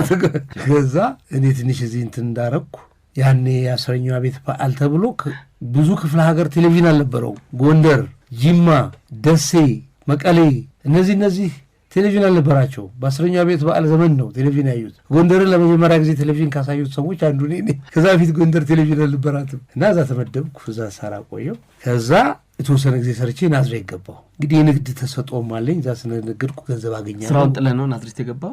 ለምን ተቀየርኩኝ። ናዝሬት ስቀየር እነሱ እንደ ቅጣት ነው የተወሰድኩት። እዛ አጥፍቼ ነው። ምን አጠፋ? ከሹፌር ጋር ተጣላሁ። እነሱ አሁን በእነሱ ቤት እኔ መቅጣታቸው ነው። ያኔ የነበሩት ኃላፊዎች የቀጡኝ ምንድን ነው? እነዛ ፕሮጀክቶች ናቸው። አበል አላቸው። ደግሞ ሲጀመር አበል ነው የምታገኘው እዛ። ናዝሬት ግን የነበረ ትራንስሚተር ነው። ናዝሬት ወሰዱት። ይሄንን በቃ ተባለ። አልገባቸውም። እኔ ናዝሬት የተወለድኩበት ለሁሩታ ቅርብ ነው፣ 50 ኪሎ ሜትር ነው። እነግዳለሁ፣ እሰራለሁ፣ አርሳለሁ። ባይገርምህ ልክ ከዛ መጥቼ ኤሌክትሮኒክስ ሜንተናንስ ሾፕ ከፈትኩ። እዛ ከፊሊፕስ የሚባል ሰው ያቱ ተስፋ የሚባል ከሱ ጋራ እሰራለሁ፣ ቢሮዬም እሰራለሁ። ምክንያቱም ኢትዮጵያ ቴሌቪዥን ያኔ ማታ ነው የሚጀምረው ፕሮግራም 12 ሰዓት። እሱንም በሁለት ቀን አንድ ቀን ነው የሚደርሰኝ። ስለዚህ እኔ ኦልሞስት ትርፍ ሰዓቴን የሚበዛው እኔ እዛ ስራዬን እሰራለሁ። እንደገና ሁሩታ ደግሞ እርሻ አለኝ አረጋለሁ። የሚገርምህ ድሮ ያኔ ደሞዜ 285 ነው የሚጀምረው የተግባረ ምሩቅ በወሩ 285 ብር ነው ደሞዜ። እኔ በሳምንት 500 ብር ቁብልጥል ነበር እና ናዝሬት ስወጣ ቤት ሰርቼ ነው የወጣሁት እና ናዝሬት ቤት ነበረኝ። ከዛ በኋላ ሌላ ነው እንደዛ አድርጌ እያለሁ አሁንም ወደ ፖይንቴ ልመጣልህ ነው። ሁሩታ ሲሄድ የኔ ገንዘብ ማግኘት የኔ ሀብታም መሆን ማንም ቁም ነገር አይሰጠውም። የሚወራው ስለምን ዳራለው ዘውዴ ነው። ከኔ ዳራለው ዘውዴ እኮ ሰቃይ ሆኖ ፊሎሶፊ ዲፓርትመንት ገባ። ፊሎሶፊ ተገፍተህ የምገባበት ነው። እሱ የመጀመሪያ ትምህርቱን ፊሎሶፊ ነው ጥሩ ውጤት አምጥቶ መርጦ ፊሎሶፊ የገባ ምናልባት በዩኒቨርሲቲው ታሪክ ከሱፔሌም እንደዛ ነው አሉ። እሱ ሳይሆን አይቀርም። ከዛ እኔ እንደገና ደግሞ ያኔ እኮ የዩኒቨርሲቲ የተመረቀ ሰው ፎቶ ገዋን ለብሶ የተመረቀ ሰው ማየት ያስቀናል። እንዴት ነው እሱ እኔ ዳር ያለው ገብቶ የገባበት ቤት ማልገባው ብዬ እንደገና ነጥቤን ሰብስቤ ምን አድርጌ ብቻ ዩኒቨርሲቲ የመግባት እድል አገኘው። በአጋጣሚ ሲወጣልኝ 6 ኪሎ ገባ። እኛ እዚህ የቴክኒክ ተማሪዎች 6 ኪሎ ትምህርት ያለ አይመስለንም ነበር ሃይስኩል እያለን። ለካ ተናርገና ከዛ እኔ ለማንኛውም ያችን ገዋን መልባስ አለብኝ ያስፈለገው ወደ ቴክኒሻንነቱ መለስበታለሁ እንጂ 4 ዓመት አንድ አክስትም ነበረች ይመከረኝ። ስራውን አቁም ሆኖ ግን የኢትዮጵያ ሬዲዮ እሱ አንዱ ኢትዮጵያ ቴሌቪዥን አለቅህም አለኝ። ስራ ያኔ አትለቅም እንዳንተ አይነት ሰው ሳናገኝ አትለቅም ተብዬ በጣም ረጅም ጊዜ ከናዝሬት አዲስ አበባ እየተመላለስኩ ተማርኩ። ከዛ መጨረሻ ላይ አንድ ሰው ረዳኝና በዘመድ ነው እኔ ስራ የለቀቅኩት። ሰው በዘመድ ስራ ያገኛል፣ በዘመድ ስራ ለቀቅኩ። ከዛ ለቅቄ ዩኒቨርሲቲ ተማርኩኝ። ዩኒቨርሲቲ ስማር ኢትዮጵያ ቋንቋዎችና ስነ ጽሁፍ ገብቼ እኔ ራሴን ድንገት ያገኘሁት በአጋጣሚ ነው። ሊትሬቸር ወይም ስነ ጽሁፍ መምህሬ በጣም ያኔዎቹ በጣም መመስገን ያለበት ዘሪሁን አስፋው ነፍሱን ይማረውና እንደገና ሰራኝ። አገኘሁት ራሴን። ውስጤ ከፍተኛ የሆነ የስነ ጽሁፍ ችሎታ ነበረኝ። ለካ ይሄንን በትምህርት ስታሳግዘው እና እሱ ማለት በትምህርቱም ታግዞ ራሴን እንዳገኝ ያደረገው ባለውለቴ ነው። ነፍሱን በአጸደ ገነት ያኑራት። ሳሚ አሁን እዚህ ፕሮግራም ላይ የሚመጡ የያኔ መምህራኖቻቸውን አመስጋኝ እንግዶቼ ድንገት የሚጠየቁበት ሰዓት ላይ ነን ያለ ነው እና የሙዚቃ ጥያቄ ትጠየቃለህ። መልሱን ካገኘኸው ስጦታ አለክ፣ መልሱን ካላገኘው ስጦታ የለም። ልብ በል፣ አንድ እድል ነው የሚሰጥህ። በአንደኛው እድል ተጠቅመ መልሱን ካገኘ ነው ሽልማት የምታገኘው። ዝግጁ? እስቲ ሞክር። መልካም። ቀጥሎ የምታዳምጠውም ዘፈን የተጫወቱት እነማን ናቸው?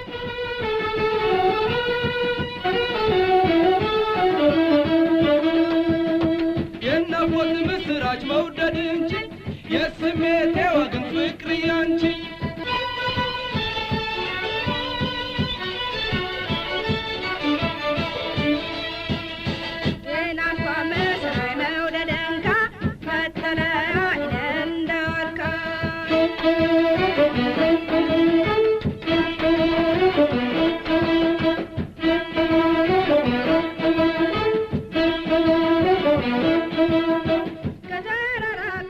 እሺ ሳሚዬ፣ ሁለት ዘፋኞች ሰምተናል። በጣም የሚገርምህ ይሄ ዘፈን የዘመኑ ልጆች ብጠይቃቸው ነው የሚያመልሱት። እንደኛ የኢትዮጵያ ሬዲዮን የዘፈን ምርጫ ፕሮግራም እየሰማ ያደገ ሰው እርግጠኛ ነኝ ሂሩት በቀለና ሽፈራው ከበደ ናቸው። ትክክል ተመልሰዋል። አድማጮቻችን ሂሩት በቀለና ሽፈራው ከበደ ናቸው አሁን የተጫወቱ። አድማጮች እናንተ ደግሞ ሙሉ ሙዚቃ ተጋበዙ። ከሙዚቃው ግብዣ በኋላ መልሰን እንገናኛለን። ይህ የያኔዎቹ ፕሮግራማችን ነው።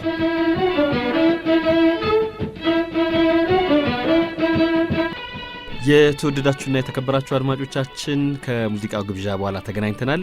የያኔዎቹን ምዕራፍ 2 ነው እያዳመጣችሁ የምትገኙት። የህግ ባለሙያውና ጋዜጠኛው ሳሙኤል ፍቅሬ ደግሞ የያኔ መምህራኖቹን እያመሰገነ ነው።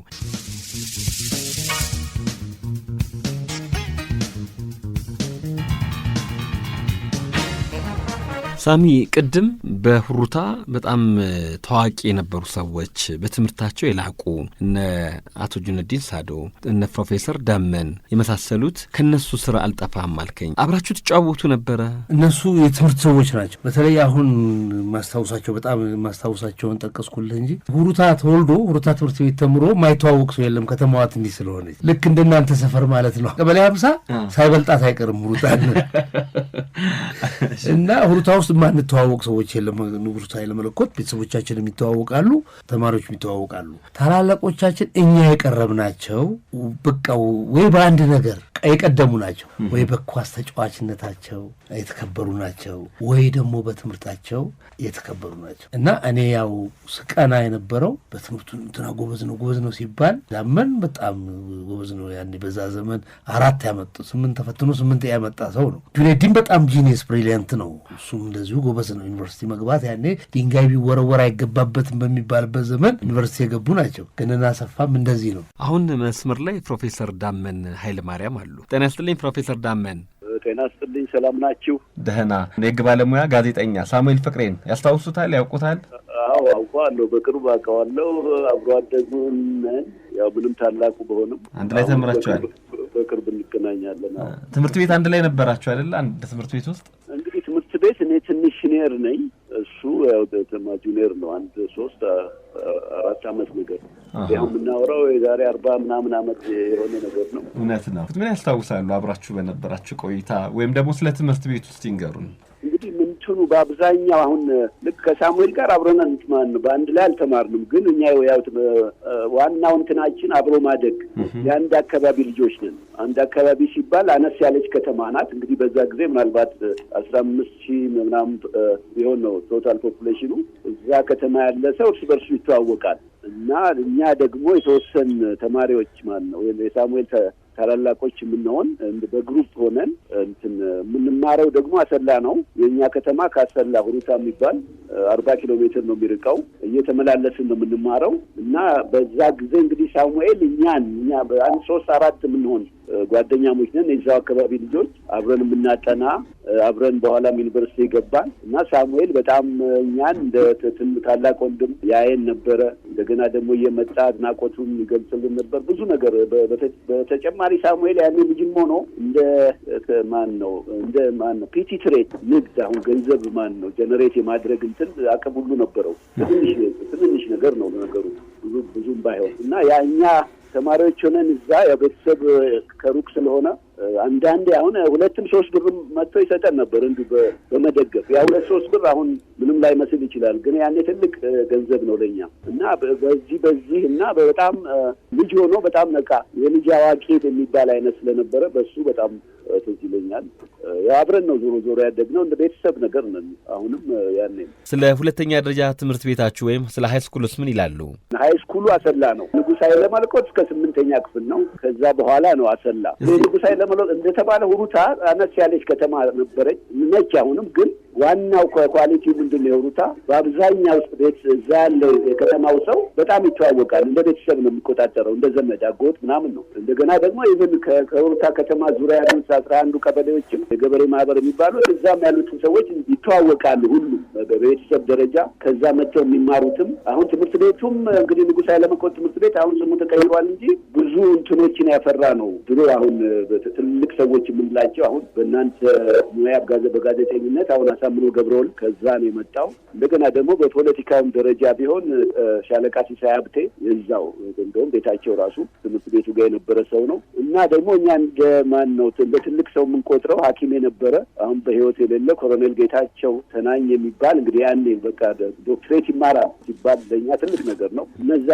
እነኛ ሰዎች ሁሉ የፈሩበት ነው። ማን ነው አንዱ የደርግ አባል ሲኒየር የሆነው እሱም ውብሸት ደሴ፣ እሱም የዛ የሁሩታ ሰው ነው። እንደሱ ብዙ ስንቆጥር ማለት ትንሽ ናት እንጂ ከተማዋ ብዙ ታዋቂ ሰዎችን ያፈራች ናት። እንግዲህ ሳሙኤልም ቢሆን አሁን በተለይ ጋዜጠኛ በነበረ ጊዜ በነበረው በአይናችን ፕሮግራም እንግዲህ እውቅናን ያተረፈ ሰው ነው። አሁንም በጥብቅናውም ብዙ እየገፋበት ያለ ሰው ነው እና በዛ ደረጃ ያቺ ከተማ ብዙ ሰዎች አፍርታለች ብለን እንጥምላለን። ዳመን እኔ እንደው ይህን አጋጣሚ ካገኘሁ የማስታውሰው እንግዲህ እኛ እንደ አብሮ አደግነታችን አንዳንዴም አንቺ ስንባባል ሰው ይገርመዋል እና እናንተ ስታጠኑ ገነና አሰፋ፣ ጁኔዲ ሳዶ፣ ደረጀ መኮንን ስራችሁ የምንለው ነገር እኔን በትምህርት እንድገፋ እንዳልቀር ቅድም እንደጠቀሽው በንግድ ተመስጬ ነበርና እንዳልቀር ሁልጊዜ አነሳዋለሁ። እናንተ ትመክሩኝ ነበር፣ ስታጠኑ ቀና ነበርና ይህንን ለማስታወስና ለማመስገን ነው ይህንን እድል ካገኘሁ አይቀር። ይቅርታ ሳሚ፣ ፕሮፌሰርን አንቺ ነው የምትለው? እንግዲህ እኔም አሁንም አንቺ ነው የምንባባለው። ብዙ የዛ አካባቢ ሰዎች አንቺ ነው የሚባባሉት። ከሳሙኤልና እኔም አንቺ ነው የምንባባለው። እንግዲህ ያኔ ያው እኛ ዋናው ነገሩ ይሄ የጓደኝነት የቀረቤታ ከቀረቤታውም ደግሞ በእንግዲህ ባለፈው በዛ ጊዜ የነበረው የፖለቲካ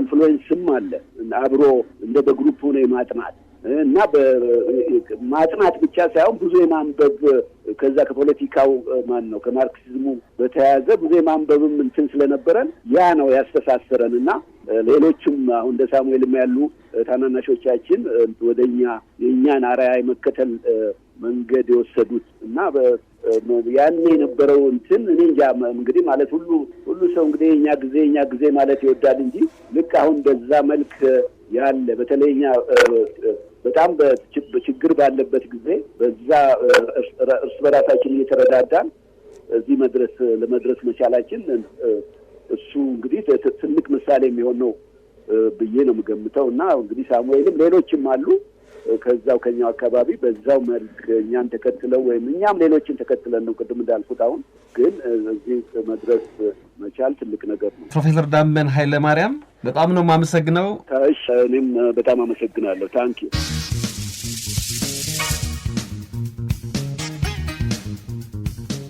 ሳሚ ቅድም በቅጣት ናዝሪት ሲወስዱኝ እኔ ግን ሌላም ስራ ወርክሾፕ ከፍቼ የቴክኒክ ስራ ሰራ ነበረ። እግረ መንገዴን ደግሞ ከአዲስ አበባ ናዝሪት እየተመላለስኩ ማር ነበር ብለህ ነበረ። በዩኒቨርሲቲ ቆይታ ከነማ ጋር ተማርክ? እነማንን ታስታውሳለህ? ዩኒቨርሲቲ ውስጥ ለምሳሌ ዶክተር አለም የኔ ክላስሜት ነው። አለም እሸቱ ታደስ አለምሸቱ ማለት የኛ ዲፓርትመንት የኛ ክፍል ሰቃይ ነው። እሱ ከትምህርት ሌላ ምንም ነገር አያውቅም። የኔ ደግሞ መምህሬ፣ ያንተ ደግሞ መምህሬ ነው። በቃ መኖክሴ ነው የምንለው እኛ ያው ፖለቲካውንም ሳይገባን ዩኒቨርሲቲ ውስጥ ብዙ ነገር እናደርጋለን።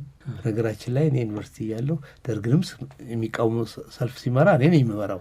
ኢህአዴግንም የሚቃወም ደርግንም የሚደግፍ ብቻ ሁሉም ቦታ ላይ ሌላው ጓደኛዬ ዶክተር ወንደሰን አብላቸው እዛ የትምህርት ቤት ጓደኛ ማረሳቸው ናቸው። እንግዲህ ሳሚ ቴክኒሻን ነበርክ። ከዛ በኋላ በእርግጥ ትምህርት ተምራል፣ የቋንቋና ስነ ጽሁፍ። ጋዜጠኛ የሆንከው ግን እንዴት ነው? እንዴት ገባ ወደ ጋዜጠኝነቱ? የገባሁት እንግዲህ ያው ያኔ እውነት ለመናገር ሌላው የኔ ታሪክ አጋጣሚ የሚገርመው እኛ ስንመረቅ እኛ በተመረቅንበት ዘመን እኛንን የመጀመሪያችሁ ስራ ፈልጋችሁ የዩኒቨርሲቲ ተማሪዎች ግቡ የተባለው። ከዛ በፊት ዩኒቨርሲቲ ስትመረቅ መንግስት ይመድባል። እኛ ፈልጋችሁ ግቡ ተባለን። ከዛ ስራ ማይጠፋው ማንም ተማሪ በምንም የተመረቀ ትምህርት ሚኒስቴር ሲሄድ ስራ ያገኛል። የኖ መርከብ ይባል ተባለ። የኖ መርከብ ከዛ የትምህርት ሚኒስቴር ሄደህ እጣ ነው የምታወጣው። ብዙዎቹ ተው ሄዱና እኔ አልሄድኩኝም። ከዛ ተማሪም ያወጣልሃል። የት ነው እሱ እጣ ያወጣልኝ ምናምን ስል አይ አንተ እኮ ኢትዮጵያ ካርታ ውስጥ የለችም ማለት ያኔ ቀለዱብኝ። የት ነው ይወጣልኝ? ደቡብ ሱዳን አማጽያን የሚቆጣጠሩት ሀገር ነው አሉኝ።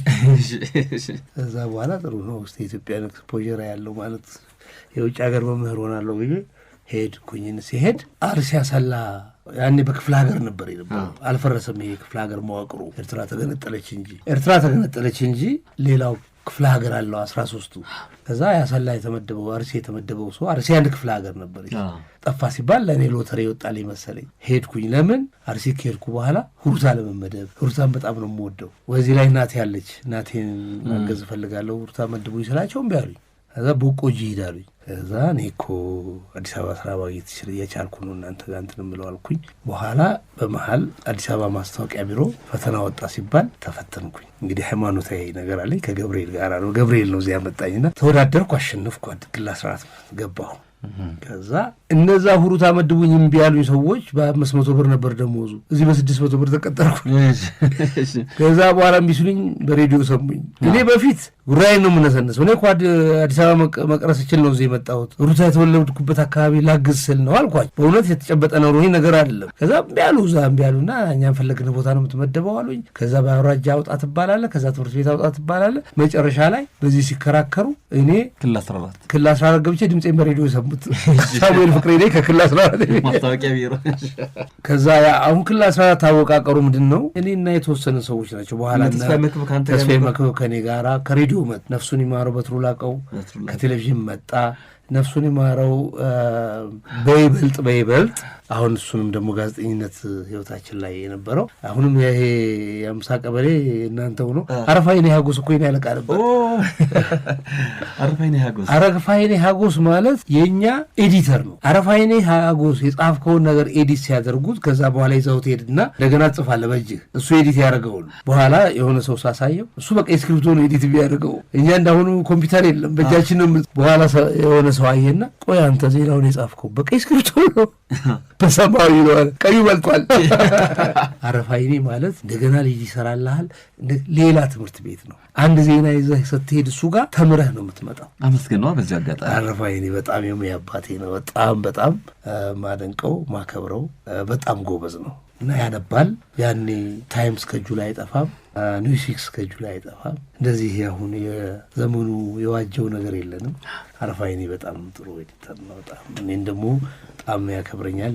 ከባድ ነገር ባለበት ጊዜ እኔ ነኝ የምላከው። እዚህ ጋር ነው እነ ጋዜጠኛ ታምራት ኃይሉን የምታገኘው ወይም ደግሞ ከታምራት ኃይሉ ጋር ጓደኝነት የተጀመረው? እነታሜ እዚህ ጋር ነበሩ። ከክልል 14 ኩንትናም አብሮን ነበር እኮ እዛ ነበር።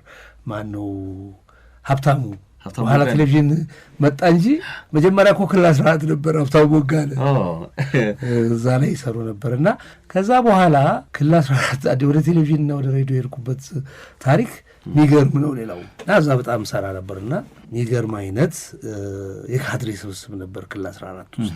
እዚህ አጋጣሚ በጣም ይቅርታ ጠይቄ ግን ታሪኩን መናገር ሊናገሩ ከሚገባው በህይወት ያለሁ እኔ ነኝ። ክልል 14ን የሚያክል የአዲስ አበባ መስተዳድር የሚክል ነገር የሚመሩት ሰዎች ያልተማሩ 4ኛ ክፍል ያቋረጡ 7ኛ ክፍል ያቋረጡ ነበሩ ስራ አስፈጻሚ ተብለው ይመጡ የነበሩ። በዚህ ላይ ደግሞ አለመማራቸው ነገር አለም የሚገርም አንተና ያሰሩ እና ስሙን ባልጠራም ክልል 14 ያውቁታል።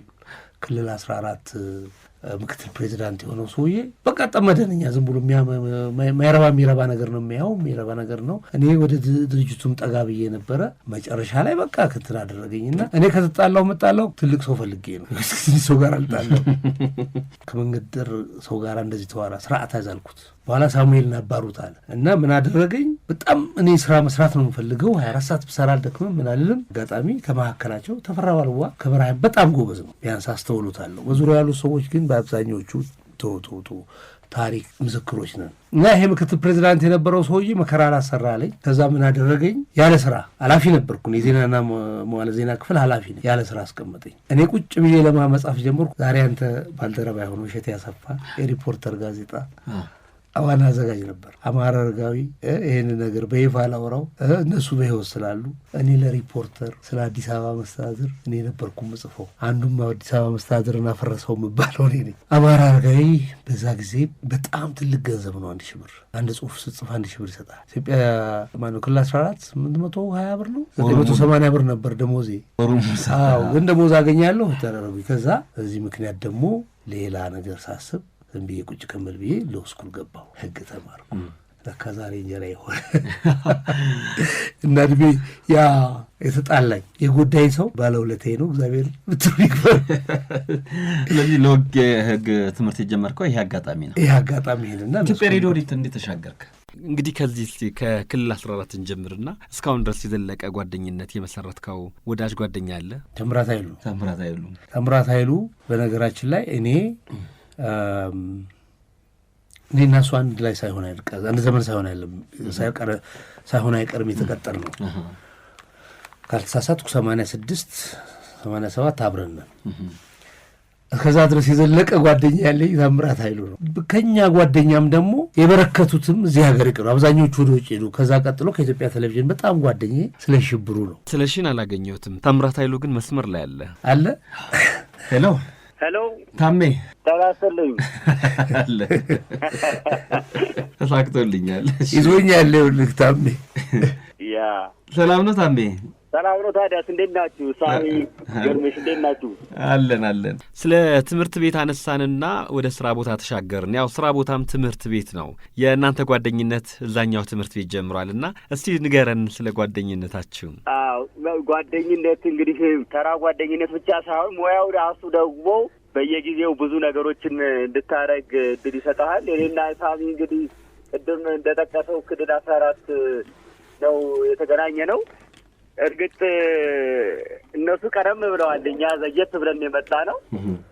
ግን እዛን ጊዜ ይሰሩ የነበሩ ነገሮችን በተለይ ዜና ክፍል ነበረ ሳሚ፣ ከዛ ይጀምራል። እኔ ደግሞ ፕሮግራም አምድ አዘጋጅ ነበርኩኝ አዲስ ልሳን ጋዜጣ ላይ። ከዛን ጊዜ ጀምሮ ነው እንግዲህ በቀን ከሳሚ ጋር ሳንደዋወር አንልም፣ ስንደዋወርም ደግሞ ትንሽ ሙግትም አለብን። ይሄንን ሁለታችንም እንወደዋለን። ደስ ይላል። በጉዳዮች ላይ መወያየት አለ፣ መሟገት አለ፣ መከራከር አለ። መጨረሻ ግን ለበጎ ነው የሚሆነው። መጨረሻ ላይ የዘመኑ ክርክር የፖለቲካም ሆነ የአስተሳሰብ ክርክር እንደው እንደኔና እንደ ታሜ ቢሆን እላለሁኝ። በምንለያይበት ነገር ላይ በሀሳብ እንጣላና ሀሳቡን ወርወረን ደግሞ ፍቅራችን ይቀጥላልና እንደኔና እንደ ታሜ ቢሆን እያልኩ እያወራሁት ነው። በጣም አሪፍ ነው። እኔ ታሜ ንጥ ያለ አይደለ? ከልጅነቱ ጀምሮ ኩል ይባላል። ታሜ ረጋ ያለ ሰው ነው። እንደ ረጋነት የሚገርመኝ ነገር ታሜ ትልቅ የመስማት ተሰጥኦ አለው።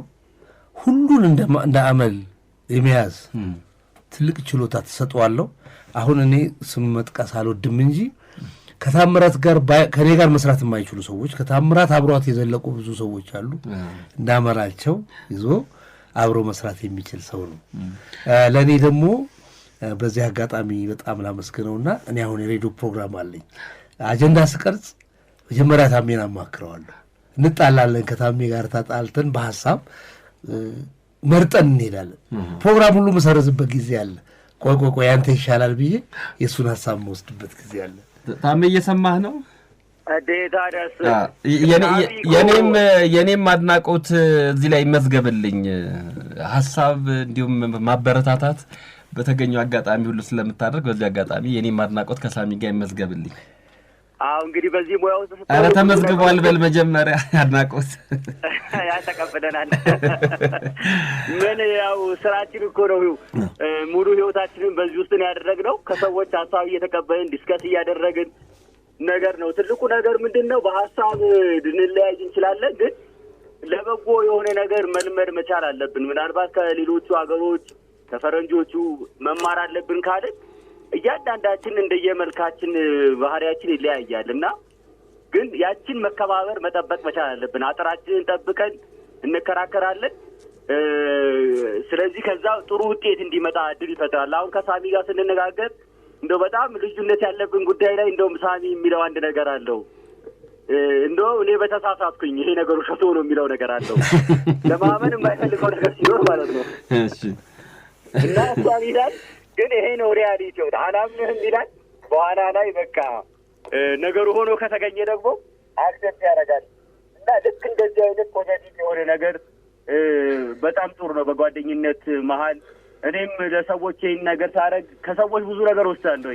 ሳሚ ለምሳሌ ፕሮግራም ሲመራ እኔ በጣም የሚያስገርመኝ ነገር ፕሮግራሙ እንዴት አድርጎ ሀንድል እንደሚያደርገው፣ በተለይ ይሄ የላይቭ ስርጭት ባለበት ፕሮግራም ላይ ሰዎችን ሀንድል ማድረግ በጣም ከባድ ነገር ነው። እሱ ግን ይሳካለታል እና ሰውን እንደ ባህሪው አንዳንዱ አግሬሲቭ ሆኖ ይመጣል፣ አንዳንዱ ለመናገር ይመጣል። ቆይ የሚለው ነገር አለው። ያቆያቸውና አየር ላይ አስተካክሎ ስርዓት አስይዞ ያስወጣቸዋል። ከዚህ ሁላችንም ብዙ የምንማረው ነገር አለ እና ቀላል ነገር አይደለም። ሳሚ ያው በዚህ ሙያ ደግሞ ሲቆይ በተለይ አሁን ድረስ የሚታወስበት ነገር አለ። እንደሚታወቀው አይናችን ነው። አይናችን እንግዲህ አንድ በጎ ነገር ሰው ከሰራ እስከ መጨረሻ እንግዲህ መጠሪያው ይሆናል የሚለው ነገር ለሳሚ ይሰራል። 20 ዓመት አልፎታል ከዚህ ፕሮግራም ከተለያየ። ነገር ግን አሁንም ድረስ ሰዎች የሚያስታውሱት በዛን ጊዜ በሰራቸው የተወሰኑ ግን ሰው ውስጥ በቀሩ ልዩ የምርመራ ጋዜጠኝነት ስራዎች ነው እና በጎ ነገር መስራት፣ ጥሩ ነገር መስራት የግድ ስራ እዚህ ሙያ ውስጥ ረጅም ጊዜ መቆየት አይደለም ትልቁ ነገር። ጠብ የምታረገው ነገር አለ። ልክ አሁን ግርምሽ ራሱ የምትሰራቸው ነገሮች ሁላችንም የሚያስደስት ነገር ነው። እንደውም በዚህ አጋጣሚ ሸላሚ ሆኜ በአንድ አጋጣሚ መድረክ ላይ ተገናኝተናል እኔና አንተ። ያ እንደ በጎ ነገር የሚወሰድ ነው እና ይሄ በጣም ትልቅ ነገር ነው። በጓደኝነቱ ውስጥ አብሮ መነጋገር፣ ሀሳብ አስፈላጊ ነው። አስፈላጊዎች ናቸው እላለሁ። ታሜ እኔ ጥያቄ ልሁንና እዚህ ጋር ልሂድና ቅድም ያልከው ነገር በጣም ተች ስላደረገኝ ቁልቢ ሄደን በጣም ሁልጊዜ የምታነሳው ነገር አለና እሱን እንደው ከአድማጮቻችን ጥሩ ነገር መስራት ያልከውን ነገር ለማስታወስ ነው። አንድ ጋዜጠኛ ጠቅላይ ሚኒስትሩን የጠየቀ ወይም የጠየቀች ጋዜጠኛ አብራን ነበረች። እስቲ እሱን ነገር ለግርማ አጫውተው። ምንድን ነው የሆነው እንግዲህ ሳሚ ከሳሚ ጋር ብዙ ነገር እያወራ ለመሄድ ጥሩ አጋጣሚው ቁልቢ ነው። ቁልቢ በእርግጥ የራሱ የሆነ ጠቀሜታ አለው። የራሳችን ከሳሚ ጋር መሄድም ብዙ ጥቅም አለው፣ ግን ደግሞ የራሱ ጉዳት አለው። ጉዳቱ ከመንፈሳዊ አንጻር ካየኸው ብዙ በረከት እንድታገኝ እድል አይሰጥህም። ሳሚ ሁሉን ነገር ራሱ ያደረገብህና ከዚህ ቁልቢ ደርሰህ ስትመጣ ምንም ማድረግ አትችልም እና ለቁልቢ የማይሆነው ነገር የለም። ሁሉ ነገር በሱ ነው የሚሸፈነው። እና አንድ ጊዜ እንደዚህ ስንሄድ ቁልቢ ከኛ ጋር አብራ አንዲት ጋዜጠኛ አብረን ሳሚ ጭኗት አብረን እንሄድ ነበር እና ከዚህ ቁልቢ እንግዲህ 500 ምናምን ኪሎ ሜትር እያወራን ነው የምንሄደው እና እሷ በዛ ሳምንት ውስጥ ጠቅላይ ሚኒስትር መለስ ዜናዊን ኢንተርቪው ማድረግ እድል ነበራት። እንግዲህ መገመት ትችላለህ። ጠቅላይ ሚኒስትሩ ሰው ኢንተርቪው ሲያደርግ በሁሉም ቴሌቪዥን ይተላለፋል። የመታየት እድል ሰፊ ነው። በጣም በቃ ትታወቃለህ ማለት ነው እዛ ላይ ከታየህ። እኔ እንኳን እዚሁ ላይ ለያዘና እሳቸው እየጠየቁ ነበርኩና አንድ ጊዜ ጥያቄ መጠየቅ እድል አላገኘውም፣ ግን አሳልኩኝ ትንታ በዚህ ታዋቂ ሆንኩኝ። የሚገርም እሳቸው ፊት ትናለታ ብዬ። እሺ ይሄም አጋጣሚ አለ እና የእሱ ሀገር የኢንተርቪው ልክኛ ያለ በጠይቅ ፕሬስ ኮንፈረንስ ሲሰጡ እንደምንሰጠው በሁላችንም ጋር አንድ ላይ ሆነን አይደለም። ያው በመንግስት የተዘጋጀ ለመንግስት መገናኛ ብዙኃን አለ አይደለ?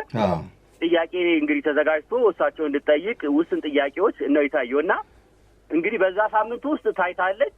ማንም ሰው ሊያስታውሳት ይገባ ነበር ብዬ ነው የማስበው። እና በቁልቢ ስንሄድ በየቦታው እንቆማለን አይደለም? እሳ እንቆማለን፣ ለሻይ እንቆማለን፣ ለባህር እናደርጋለን እና ልክ ቆመን ስንወርድ የዛሬ 20 ዓመት ወደ ኋላ ነው ሰው የሚያስታውሰው። የትናንትናውን ቴሌቪዥን አይደለም። እና ሳሚ አይናችን ምናምን ነገር ይሉታል። እና አንዳንዶቹ ደግሞ ምን ያስባሉ? አሁንም አይናችን እየሰራ እንደሆነ ቴሌቪዥን እና ሚሞሪው ሰው ይገርምሃል 20 ዓመት ወደ ኋላ እና በጎ ስራ የምትለው ነገር ይሄ ነው። ወደ ኋላ አንድ ነገር ጠብ ያረከው ነገር ካለ እሱን ሰው ያስታውሳል። በበጎ ነገር ትታወሳለህ። አሁንም አንድ ነገር ላንሳና ታሜ በጣም በዚህ አጋጣሚ ለግርምሽ እንዴት እንደሚጠቀምበት አላቅም። ታሜ ዶክመንት በጣም ጎበዝ ነው ግርምሽ። የሚገርምህ እኔ አይናችንን በተመለከተ የዛሬ ስንት ዓመት ስልጠና ስጥ ተብዬ አዳማ ላይ ያዘጋጀሁትን ፔፐር እኔ የለኝም። ታሜ ያለው በኋላ አሁን የመገናኛ ምክር ቤት ምክትል ፕሬዚዳንት ነው እሱ እና ስልጠና ለዛ ለምክር ቤቱ አባላት ሲያዘጋጅ ዶክመንት እኮ አለ ብሎ እሱን ሰጠኝ። እሱን ትንሽ እያሻሻልኩ ስለ እሱ የሆነ ነገር እስቲ በልታሜ እሱ ደግሞ ምንድን ነው እንግዲህ ስለ ምርመራ ጋዜጠኝነት ቲዎሪ ብዙ ሰው ሊያወራ ይችላል። ግርምስ እንደምታውቀው ቲዎሪ ብዙ አለ። እንዴት ነው መረጃ የምትሰበስቡት? እንዴት ነው ሰዎችን የምትከታተሉት? ዶክመንት እንዴት ታገላብጣላችሁ? በንባብም እናገኘዋለን። ቲዎሪዎች አሉ። ግን በዚህ ረገድ በመስራት በተጨባጭ ምርመራ ጋዜጠኝነት ሰርቶ መስዋዕትነት ሁሉ ከፍሎ ማለት ነው በብዙ ነገር ሳሙኤል ተገዥ ሰው ነው እና አሁን በኢትዮጵያ መገናኛ ብዙኃን ምክር ቤት ለወጣት ጋዜጠኞች በተለያየ ጊዜ ስልጠና እንሰጣለን እና እንደዚህ የምርመራ ጋዜጠኝነትን በተመለከተ እንደውም 1-2 ቦታ ጅማም አብረን ሄደናል። አዳማም እንደዚሁ ስልጠና ለመስጠት ሳሚ ሄዷል እና ካለበት የጊዜ እጥረት አንጻር አሁን ዶክመንቶችን ማዘጋጀት አለበት እና እኔ ግን ያው እንደምታውቀው ምንም ነገር የተጻፈ ምናምን ነገር ካገኘው አልተውም። ለዛሬ ባይጠቅም ለነገ ይጠቅማል። ነገ በጣም አስፈላጊ የሆነበት ጊዜ ይመጣል እና ከዛ ይህንን ሀሳብ ከነገርኩት በኋላ ትዝ አለኝ ማለት ነው። ያኔ አንድ የሰራው የምርመራ ጋዜጠኝነት ማንዋል እንደዚህ የሰራው ነገር ነበረ። እጁ ላይ የለውም እሱ። ከዛ እሷን አገኘሁኝና ለምን እንዲህ አታደርግም? አሁን ከወቅቱ ጋር ትንሽ ፖሊስ ታደርገዋለህ፣ ታስተካክለዋለህ፣ ከልምድ ጋር አያይዘህ ታደርገዋለህ ብዬ ዶክመንቱን ሰጠሁት ማለት ነው። ያችን በደንብ አስተካክሏት። እንደውም እሱ በጣም ብዙ ነገሮችን እዛ ላይ የጠቀሳቸው ኬዞች ነበሩ እና ከኬዞቹ ጋር አያይዞ በደንብ ለወጣቶቹ ጥሩ ስልጠና ሰጥቶበታል እና እንደዚህ አይነት ሰዎችን መጠቀም ደግሞ የእኛ ኃላፊነት ነው። አሁን 20 ዓመት ያለፈው የምርመራ ጋዜጠኝነት ነው ያለው። ነገር ግን አሁንም ድረስ ያልተሻሻለ የሙስና ኬዞች ነው እንግዲህ የምንመለከተው እና እንደ ሳሙኤል ፍቅሬ አይነት ሰዎችን እንደው በራሱ እንደ ድሮ እንደ ወጣትነቱ ተሯሩጦ የሚሰራ ባይሆን ዋና የፕሮግራም ኤዲተር መሪ ታደርገዋለህ፣ ሀሳብ አመንጭ ታደርገዋለህ። በዚህ ደረጃ እውነት ነው። እና ትልቁ ነገር ምንድን ነው? በጋዜጠኝነት ውስጥ ረጅም ጊዜ የቆዩ ሰዎች ለልምዳቸው ይከፈላቸዋል፣ ለቆዩበት ነገር ይከፈላል፣ ለሚያመነጩት ሀሳብ ዋጋ ይሰጣል። እና እንዲህ አይነት ነገሮች ለምን እንደማይደረጉ ይገርመኛል። ሌላ እንደው ከኢትዮጵያ ቴሌቪዥን የወጣበትን መንገድ እኔ በጣም ይገርመኛል። ኢትዮጵያ ቴሌቪዥን የዛን ጊዜ እንግዲህ ከአይናችን ፕሮግራም ላይ አንስተው ሌላ ፕሮግራም ላይ ካደረጉት በኋላ ያ ዘመን እንግዲህ ኢትዮጵያ ቴሌቪዥን በአገር አቀፍ ደረጃ ሽልማት ለጋዜጠኞች ሲሰጥ 2 ጋዜጠኞች ናቸው ሽልማት ያገኙት። አንዱ ሳሙኤል ፍቅሬ ነው፣ አንደኛዋ ሂሩት መንግስቴ ሂሩት መንግስቴ ናቸው። እና ሳሙኤልን ከዛ አይናችን ፕሮግራም አንስተው ሌላ ቦታ ላይ ሲያደርጉት ከዛ እሱ የመስራት ፍላጎቱ ደከመ ማለት ነው። በትክክልም የሚፈልገው ፕሮግራም ላይ እንጂ ውጤታማ የሚሆነው ሌላ ቦታ አይደለም። እና መልቀቂያ ሲያስገባ ካኑ ኢማጂን ያሸለምከውን ጣቢያህን ያስጠራው በጣም ምርጥ ፕሮግራም የሚሰራልህን ጋዜጠኛ በአንድ መስመር መልቀቂያ ስታቀርብ ሳሙኤል ለምን ትለቃለህ ብሎ የጠየቀው ሰው የለም።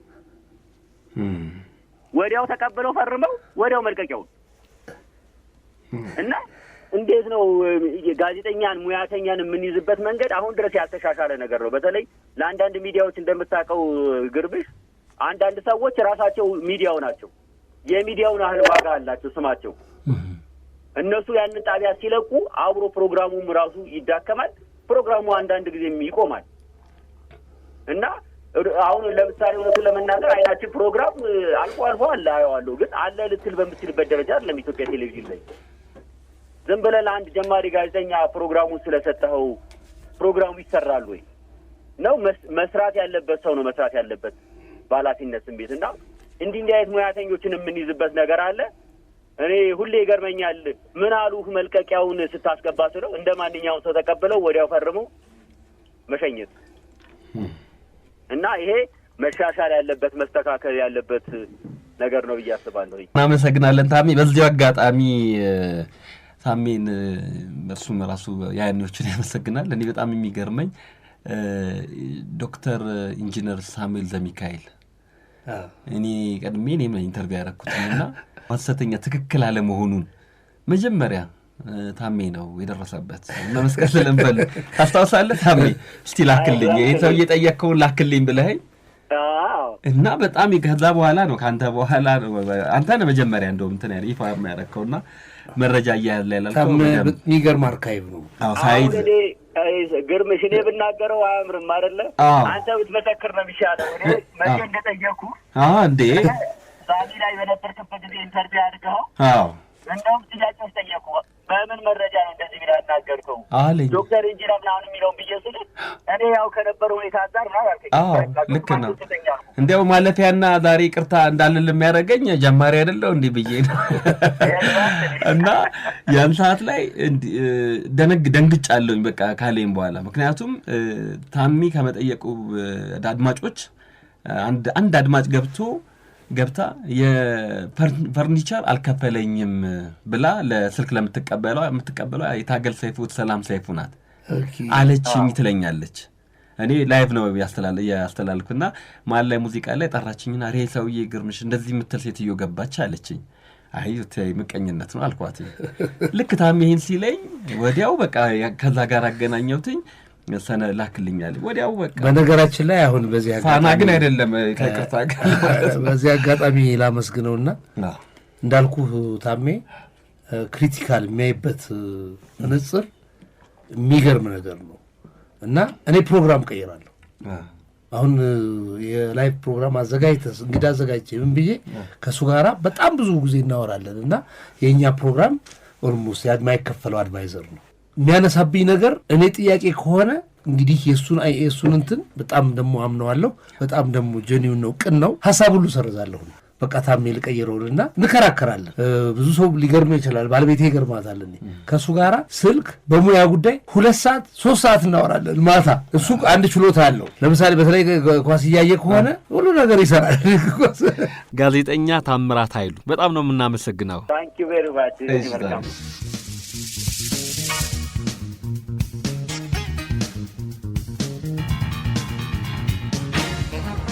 ሳሚ ከሙዚቃው በፊት ክልል 14 አላሰራ አሉኝ እያልከኝ ነበረ።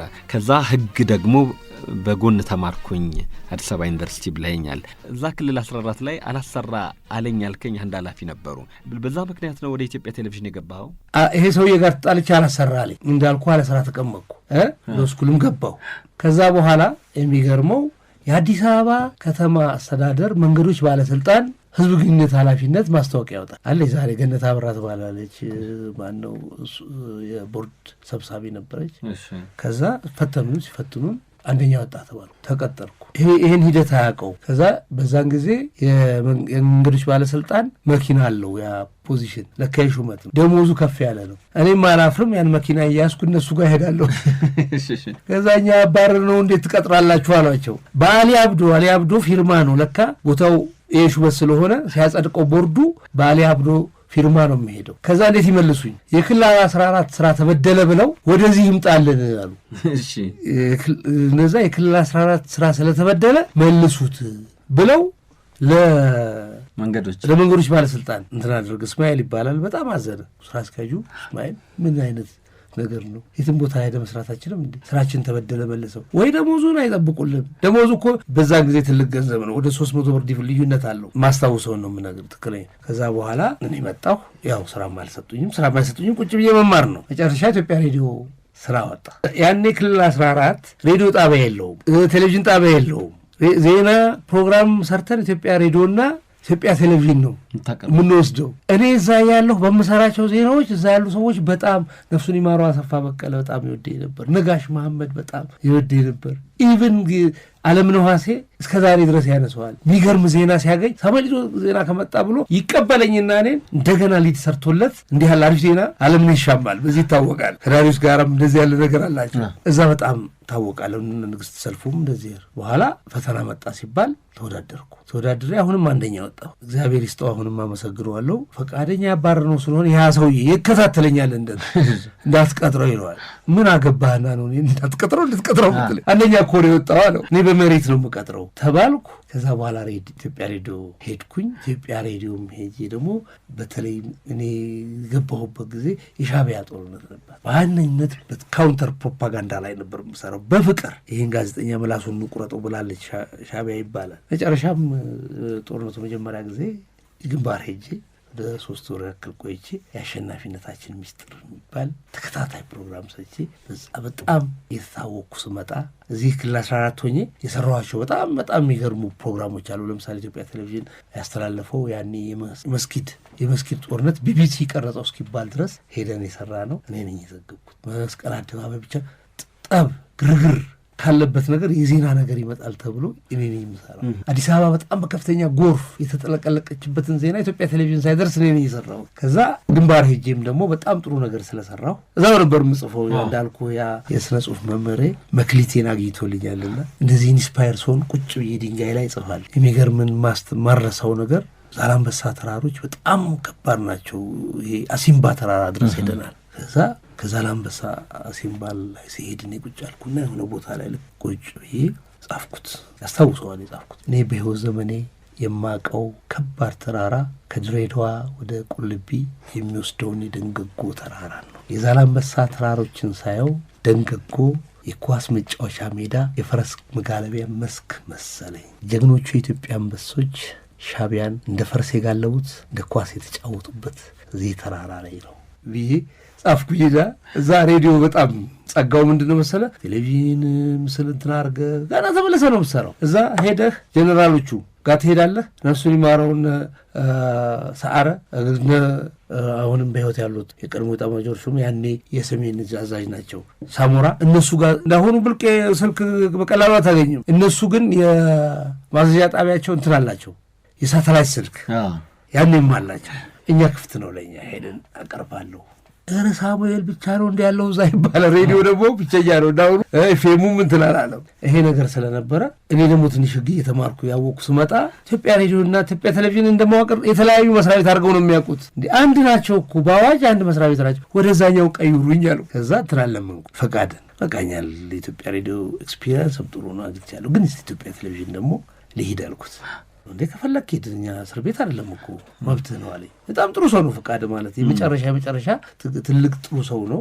እዚህ አጋጣሚ አመሰግነዋለሁ። አሜሪካን ሀገር ነው ያለው። እንደ ባለፈው መጥቶ እንደ ኢትዮጵያ ሬዲዮ ልጆች ተሰብስበን እንኳን እንዳመጣ ብለን ስለ ጥሩነቱ በጣም አመሰገን ነው ተሰብስበን። ከዛ ሲሄድ የሚገርም እኔ ታሪክም ይቀበለኛል።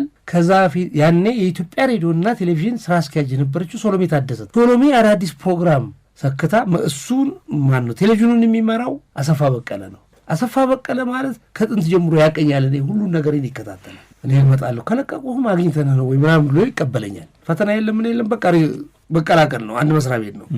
ሲሄድ በቃ ደስ አለው አሰፋና አንተ የምትሰራው አይናችን ፕሮግራም ላይ ነው አለኝ።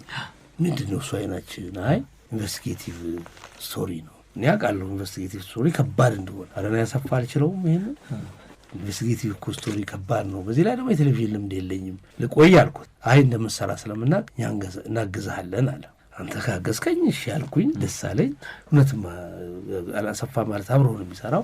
በተለይ ደግሞ ሶሎሜ አሁን ኢንቨስቲጌቲቭ ስቶሪ ሳሙኤል ይባላል አለም የኢትዮጵያ ቴሌቪዥን ነው። ክብሩን አሰፋና ሶሎሜ ይወሰዱት። ጥሩ አመራር ስለነበረን ፕሮቴክት የሚያደርጉን ስለነበሩ ጥሩ አድርገን የሰራ ነው። አንድ ሁለት ምሳሌ ልንገር። እንትኑ ስፔሲፊክ መናገር አልፈልግም። አንድ ፖሊስ ላይ በጣም የሚገርም አይነት ፕሮግራም ሰራው። እንግዲህ ያ ፕሮግራም ሰርቼ ከተመለስኩ በኋላ የኢንቨስቲጌቲቭ ስቶሪ ስትሰራ ሊትሬቸሩ ምንድን ነው የሚለው ጽንሰ ሀሳቡ ፈጥነህ ኦፌንሲቭ ጥያቄ ላይ አገባም። ለምሳሌ ፖሊስ ላይ ከሆነ የምትሰራው የዚህ አካባቢ ፖሊስ የህብረተሰቡን ሰላምና ደህንነት ለማረጋገጥ ምን እየሰራ ነው፣ ህገ መንግስቱን ለማስጠበቅ ምን በጣም ጥሩ ጥያቄ ነው ብሎ ይመልስልሃል፣ ይጀምርልሃል። ከዛ በኋላ ያደረገውን ነገር ጥሩ ነገር ይነግርሃል። ግን እኮ ብለህ ወደ ፖይንትህ የምትገባው እዛ ጋር ነው። እናንተ እኮ እንደዚህ ያለ የምትሰሩት የሚባል እኮ ደግሞ እንዲህ ይሏችኋል ብለህ ወደዛ ነው የምትገባው። ፋይናሊ ያው የኛ ፕሮዳክሽን እንደጸጋው ምንድን ነው ሄደህ እኔ የፈለግኩትን ፓርት ነው የምሰራው። አሁን መጥሪያ ይዞ ክላሽ ይዞ መጣ ሊያስረኝ። ከዛ በኋላ ምንድን ነው እሱ ያደረገው? እዛ ፖሊሶቹ ተናደዱበት ነው። አይ አታስረውም ምናምን ብለው ሊጣሉ ሲሉ እኔ ሄድኩኝና ተዉት፣ እኔ የራሴ ፕሮግራም የለኝም ሶሎሜ ጋር አቅርቡት አልኩኝ።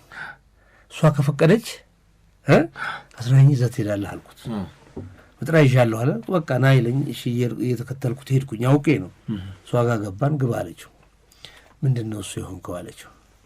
ከዛ እኛ ስንት ጥሩ ነገር ስለ ፖሊስ ነግረ ነው እሱም በሙሉ አውጥቶ የፖሊስን ጥፋታችንን ብቻ ነው የሰራው። ለዚህ ነው ላስረው የመጣሁት አለ።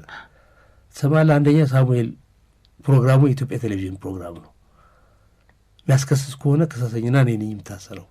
ሁለተኛ ያንን አንተ የምትለውን ነገር በእኔ ፕሮግራም ላይ በዛ ፕሮግራም ሰርቶ ቢሆን ኖሮ ከስራ አባረረው ነበር አለችው። እኔ እንዲሰራልህ እየፈለግኩት ያንተን ያንተን ጥፋት ነው። ደካማ አይደለም፣ ድክመት አለ የምንሰራው ጥፋት ከህግ ውጭ የሚሰሩትን ነገር ነው። ሁለተኛ የባሌ ገበሬዎችን ላይ የተነጠቁትን መሬት በተመለከተ በጣም አካፕሎ እኮ ተብሏል። ተከታታይ ፕሮግራም የሰራ ነው። ተሰራና በአጋጣሚ እኔ ተሳክቶልኝ 98-97% የምንሰራው ከተጎዱ ከደሆች ከምስኪኖች ጋር ነው። በጣም አንድ ሁለት ግን ህግ የተጣሰባቸው ሀብታሞች ከሰራ ነው አንዱ የባሌ ገበሬዎች ነው። የባሌ ገበሬዎች ተለምነው ተጠርተው የተሰጡ መሬት ተነጠቁ ነው። ከዛ ያው አስተዳደሩ የሰራውን ስራ ለመሸፈን በነገራችን ላይ እሱ ራሱ ትልቅ ስቶሪ ነው እንጂ የባሌ ገበሬዎች የተሰራው የአጋጣሚ ፕራክቲካሊ መንግስት የለም። ግርምሽ አንተ ምናልባት አታውቀው ከሆነ ላስታውሰው ወይም አድማጮቻችን ላስታውሱና ህወሓት ሲከፋፈል ለተወሰነ ጊዜ በዛ ሰዓት ኢትዮጵያ ቴሌቪዥንን ይመራ የነበረው ከበረከት በፊት አማራማ ኢትዮጵያ ቴሌቪዥን ጠቅላላ ማስታወቂያ ሚኒስትርን ይመራ የነበረው የአንጃው ግሩፕ አንድ ሰውዬ ነበረ፣ ጠፋብኝ። ያ ሰውዬ አንጃው ጋር ነው። ኢትዮጵያ ቴሌቪዥን ላይ የዘለለ ማስታወቂያ ሚኒስትር ላይ ጣልቆ የሚገባ የለም። እኛ ፕሮግራማችንን ሰራ። ያ ፕሮግራም ላይ ትልቁ ርዕስ ምንድን ነው መሰለህ? የባሌ አስተዳዳሪ ማን ገብረ አምላክ የሚባል ነው። እባክህ ስሙን አምጣልኝ ከቻልክ።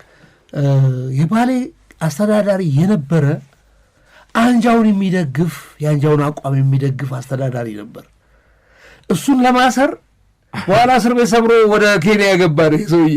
እሺ እሱን ለማሰር የገበሬዎች መሬት ነጥቆ ለሀብታም ሰጠ ነው መነሻው። ስለዚህ ኮተቱን አትይዝም አንተ። የኢንቨስቲጌቲቭ ቴክኒክ ትልቁ የተጣሰችዋን ህግ ላይ ነው የምታተኩረው። እነዚህ ሰዎች በአግባቡ ነው መሬት ተሰጣቸው ትላለህ። አዎ ለምን ነጠቃችሁት? የተነጠቁበት ነገር ነው የምንሰራው። ከዛ ላሳጥርልህና መጡና ገንዘብ ጉቦ ተቀብሎ ነው ሳሙኤል እንደዛ የሰራው አሏት ሶሎሜ። ሌላ ሰው ቢሆን ሌላ አመራር ቢሆን እሱ ራሱ ልኮህ እሱ ራሱ ያስጠቃሃል። ሶሎሜ እሱ ቻፕተር 2 ነው አለች። እንደዛ ብለው የሚከሱኝ ሰዎች እሱ ቻፕተር 2 ነው። ቻፕተር 1 እኔ የላኩትን ስራ ተቋሙ ስትል እኔ ስትል ለተቋሙ ነው ከላልተው በአግባቡ ነው የሰራው አልሰራም፣ የሙያውን ዲሲፕሊን ግድፈት አሳይቷል አላሳየም፣ ለእናንተ የመደመጥ መብት ሰጥቷችኋል አልሰጣችሁም፣ እነዚህን ፈትሹና አቅርቡልኝ፣ ዝግ ያለውን ጉድለት እናንተ የምትሉት አሉባልታ ለኔ ማረጋገጫ የለኝም፣ ቻፕተር 2 ነው አለቻቸው። ምንልህ ያነሳልህ እኛን የቀረጹን እንዲህ ያሉ አመራሮችም ናቸው ማለት ነው። በጣም ደስ ይላል ሳሚዬ። እንዲያው አሁን ድረስ ያለው ህይወት እንግዲህ ከመምህራን ጋር እያያዛልና የመምህራን ዋጋቸው እንዴት ነው የሚለውን እስቲ ከዛ በፊት ግን ሶስተኛ የሙዚቃ ምርጫ የማን እናዘጋጅ? ጋሽ ማሙድ ምን የሚለውን አባይ ማዶ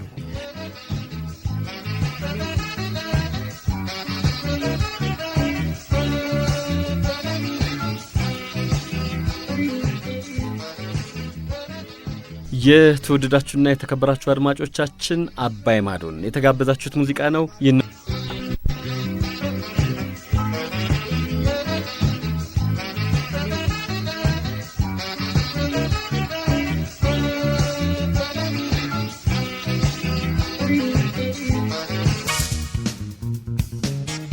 ሳሚ ይህ ፕሮግራም መምህራኖችን ማመስገን ነው። በትምህርት ያለፈ ሁሉ ከቤተሰብ ድጋፍ ከራስ ጥረትና ትጋት ባሻገር የመምህራን ድጋፍና የመምህራን እገዛ ትልቅ አስተዋጽኦ አበርክቷል። ለአንተ የመምህራን ዋጋ ምን ያህል ነው? እኔ የመምህራን ዋጋ ደግሜ የምገልጸው የኦክሲጅን ዋጋ ነው። የኦክሲጅን ዋጋ ያወቅነው ኮቪድ ጊዜ ነው። እሱንም አሁን ረሳ ነው። ታስታውሳለህ? ኮቪድ-19 የነበረ ጊዜ የኦክሲጅን እጥረት የነበረባቸው ሰዎች ለአንድ ሳምንት 10 ሺህ ብር 15 ሺህ ብር ገብቶ ነበር ኦክሲጅን በነፃ ምንኮመኮሞ አየር ዋጋን ማንሰጠው አየር ለተቀረጽንበት እኛ አሁን ለደረስንበት ነገር አሁን እኔ እንደው ህግ ላይ ላሉኝ ነገሮች በዚህ አጋጣሚ ሌላው መምህር ላመስግንና ሁለት ሰዎች አሉኝ የቀረጹኝ። ልክ አንድ ነገር ለምሳሌ ፕሮፌሰር ጥላሁን ሲያስተምሩህ ከነጥቡ ስትወጣ ይመልሷል። በህግ ጉዳይ ይላል። ብዙ ጊዜ ክርክር ይደረጋል ክፍል ውስጥ። በህግ ጉዳይ ትንሽ ሽፍት ካረክ ከነጥቧ ሶሉሽኑም ሽፍት ስለሚያደርግ ፍሬም አድርጋችሁ ነው የህግን ነገር የምትቀርጹት ብሎት ፍሬሚንግ ያስተማረን አንዱ እሱ ነው። ፕሮፌሰር ጥላሁን ተሾመ በጣም የሚገርም ነገር ነው። አመስግናቸው። በጣም አመሰግናለሁ። ሞላ የሚባል የስነ ስርዓት ህግ አስተማሪ ነበር። እንደዚህ ሁለቱን አመሰግናቸዋለሁ። ፕሮፌሰር ጥላሁን ደፋር ናቸው።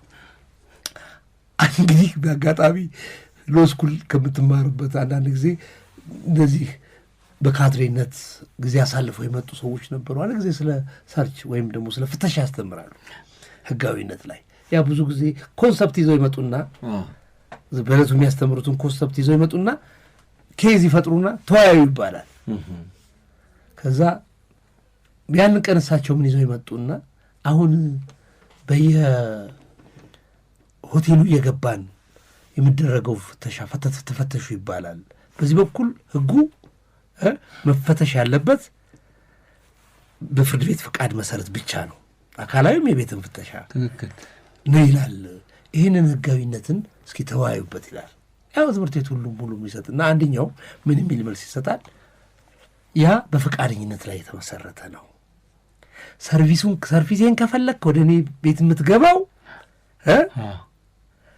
ተፈትሸ ነው፣ አለበለዚያ አልፈትሽም፣ ግን አላስገባህም። ስለዚህ የኮመን የመግባባት ነገር ነው እና ይሄ ነው ህጉን አይጣረስም ብሎ ሲል ዚስ ፐርፌክት ብለው ይመለሳሉ ፕሮፌሰር። ከዛ አንዱ ካድሬ ይነሳል። አይደለም አንዱ ሌላ ጠይቃል። ጥያቄ ሲጠይቅ ይሄ በየመንገዱ ድንገት እያመጡ የሚፈትሹንስ ይላል። እሱ ህገወጥ ነው አለ ፕሮፌሰር ነው ያለው። አዎ እሱ ህገወጥ ነው። ለካ ላይ ከ2-3 ቀን በፊት እንደዚህ ድንገት የፍተሻ ተብሎ ከቤቱ ሰው ሊሸኝ ሄዶ ተመልሶ ቤቱ የገባው 7 ሰዓት ነው ፕሮፌሰር። አዎ ያን ያወራልና ይሄ ህገወጥ ነው። የጸጥታ ክፍሉ በሌላ በኩል እንትን ማድረግ አለበትም እንጂ ናም ብለው የህጉን አቋም ያስተምራል። አንድ ካድሬ ብድግ ይልና አንተ ህገወጥ ነው ማለት ህገወጥ ነህ። አውታትና ማታ በቀደም ዕለት በተደረገው ፍተሻ በርካታ የጦር መሳሪያ፣ ጩቤ፣ ቦምብ ተገኝቷል። ስለዚህ እንደዚህ ባይፈተሽ ነበር ትክክል ነውና ትክክል አለን ማለት ልክ አለህም ይለዋል። እና አንተ ልክ ነው የምትለው ይለዋል። አዎ ይለዋል። እሱ መብትህ ነው፣ ግን እንዲህ እንዳታስብ ነው ህግ ብናስተምርህ።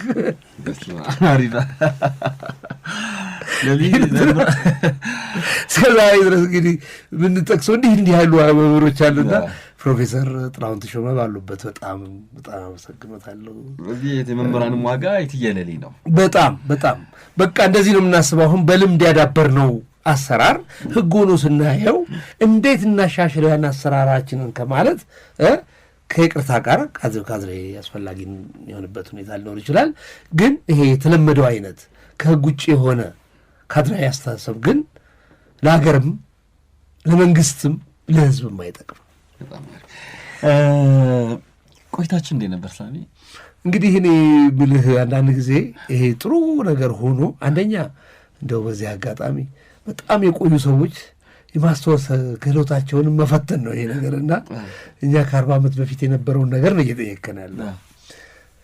ሁለተኛ ግን እንደዚህ ያለ ነገር መለመድ አለበት። እውነት ነው በጣም አሁን ብዙ ዋጋ ያልተሰጣቸው እኛም ዞር ብለን ማናያቸው እንድናያቸውም የሚያስታውሰን መምህሮቻችንን በተለይ ቢያንስ አንድ ብንካፈላቸው እኮ አይበቁንም። እውነት ነው። አሁን ሩታ ላይ እንደ ሁኔታ ሳክቶልኝ እድለኛ ሆኜ አንድ አነሳው አይደለም የወጡት ደግሞ ሌላ አንድ ብናረግ እናገኛለን። ስለዚህ መምህሮቻችንን ያስተማሩንን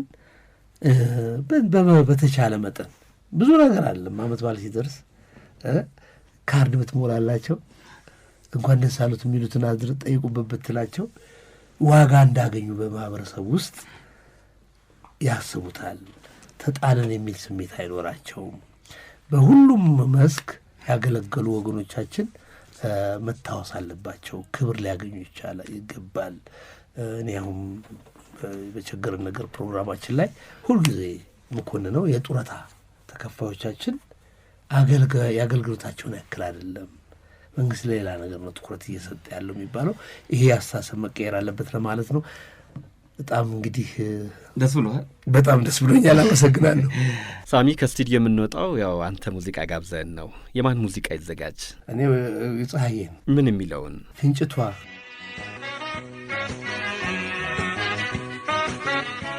የተወደዳችሁና የተከበራችሁ አድማጮቻችን ከህግ ባለሙያውና ጋዜጠኛ ሳሙኤል ፍቅሬ ጋር የነበረን ቆይታ አበቃ። ሳምንት ሌላ የያኔ መምህራቸውን ከሚያመሰግኑ መምህር ጋር ጠብቃችኋለሁ። በቀረጻው ዘካርያስ ገብረ ጨርቆስ፣ በቅንብሩ ወንጌላዊት ብርሃኑ አብላቸው አብረው ነበሩ። አብራችሁን ስለነበራችሁ እናንተንም አመሰግናለሁ። ግርማ ፍስሐ ነኝ። ይህ የያኔዎቹ ፕሮግራማችን ነበረ።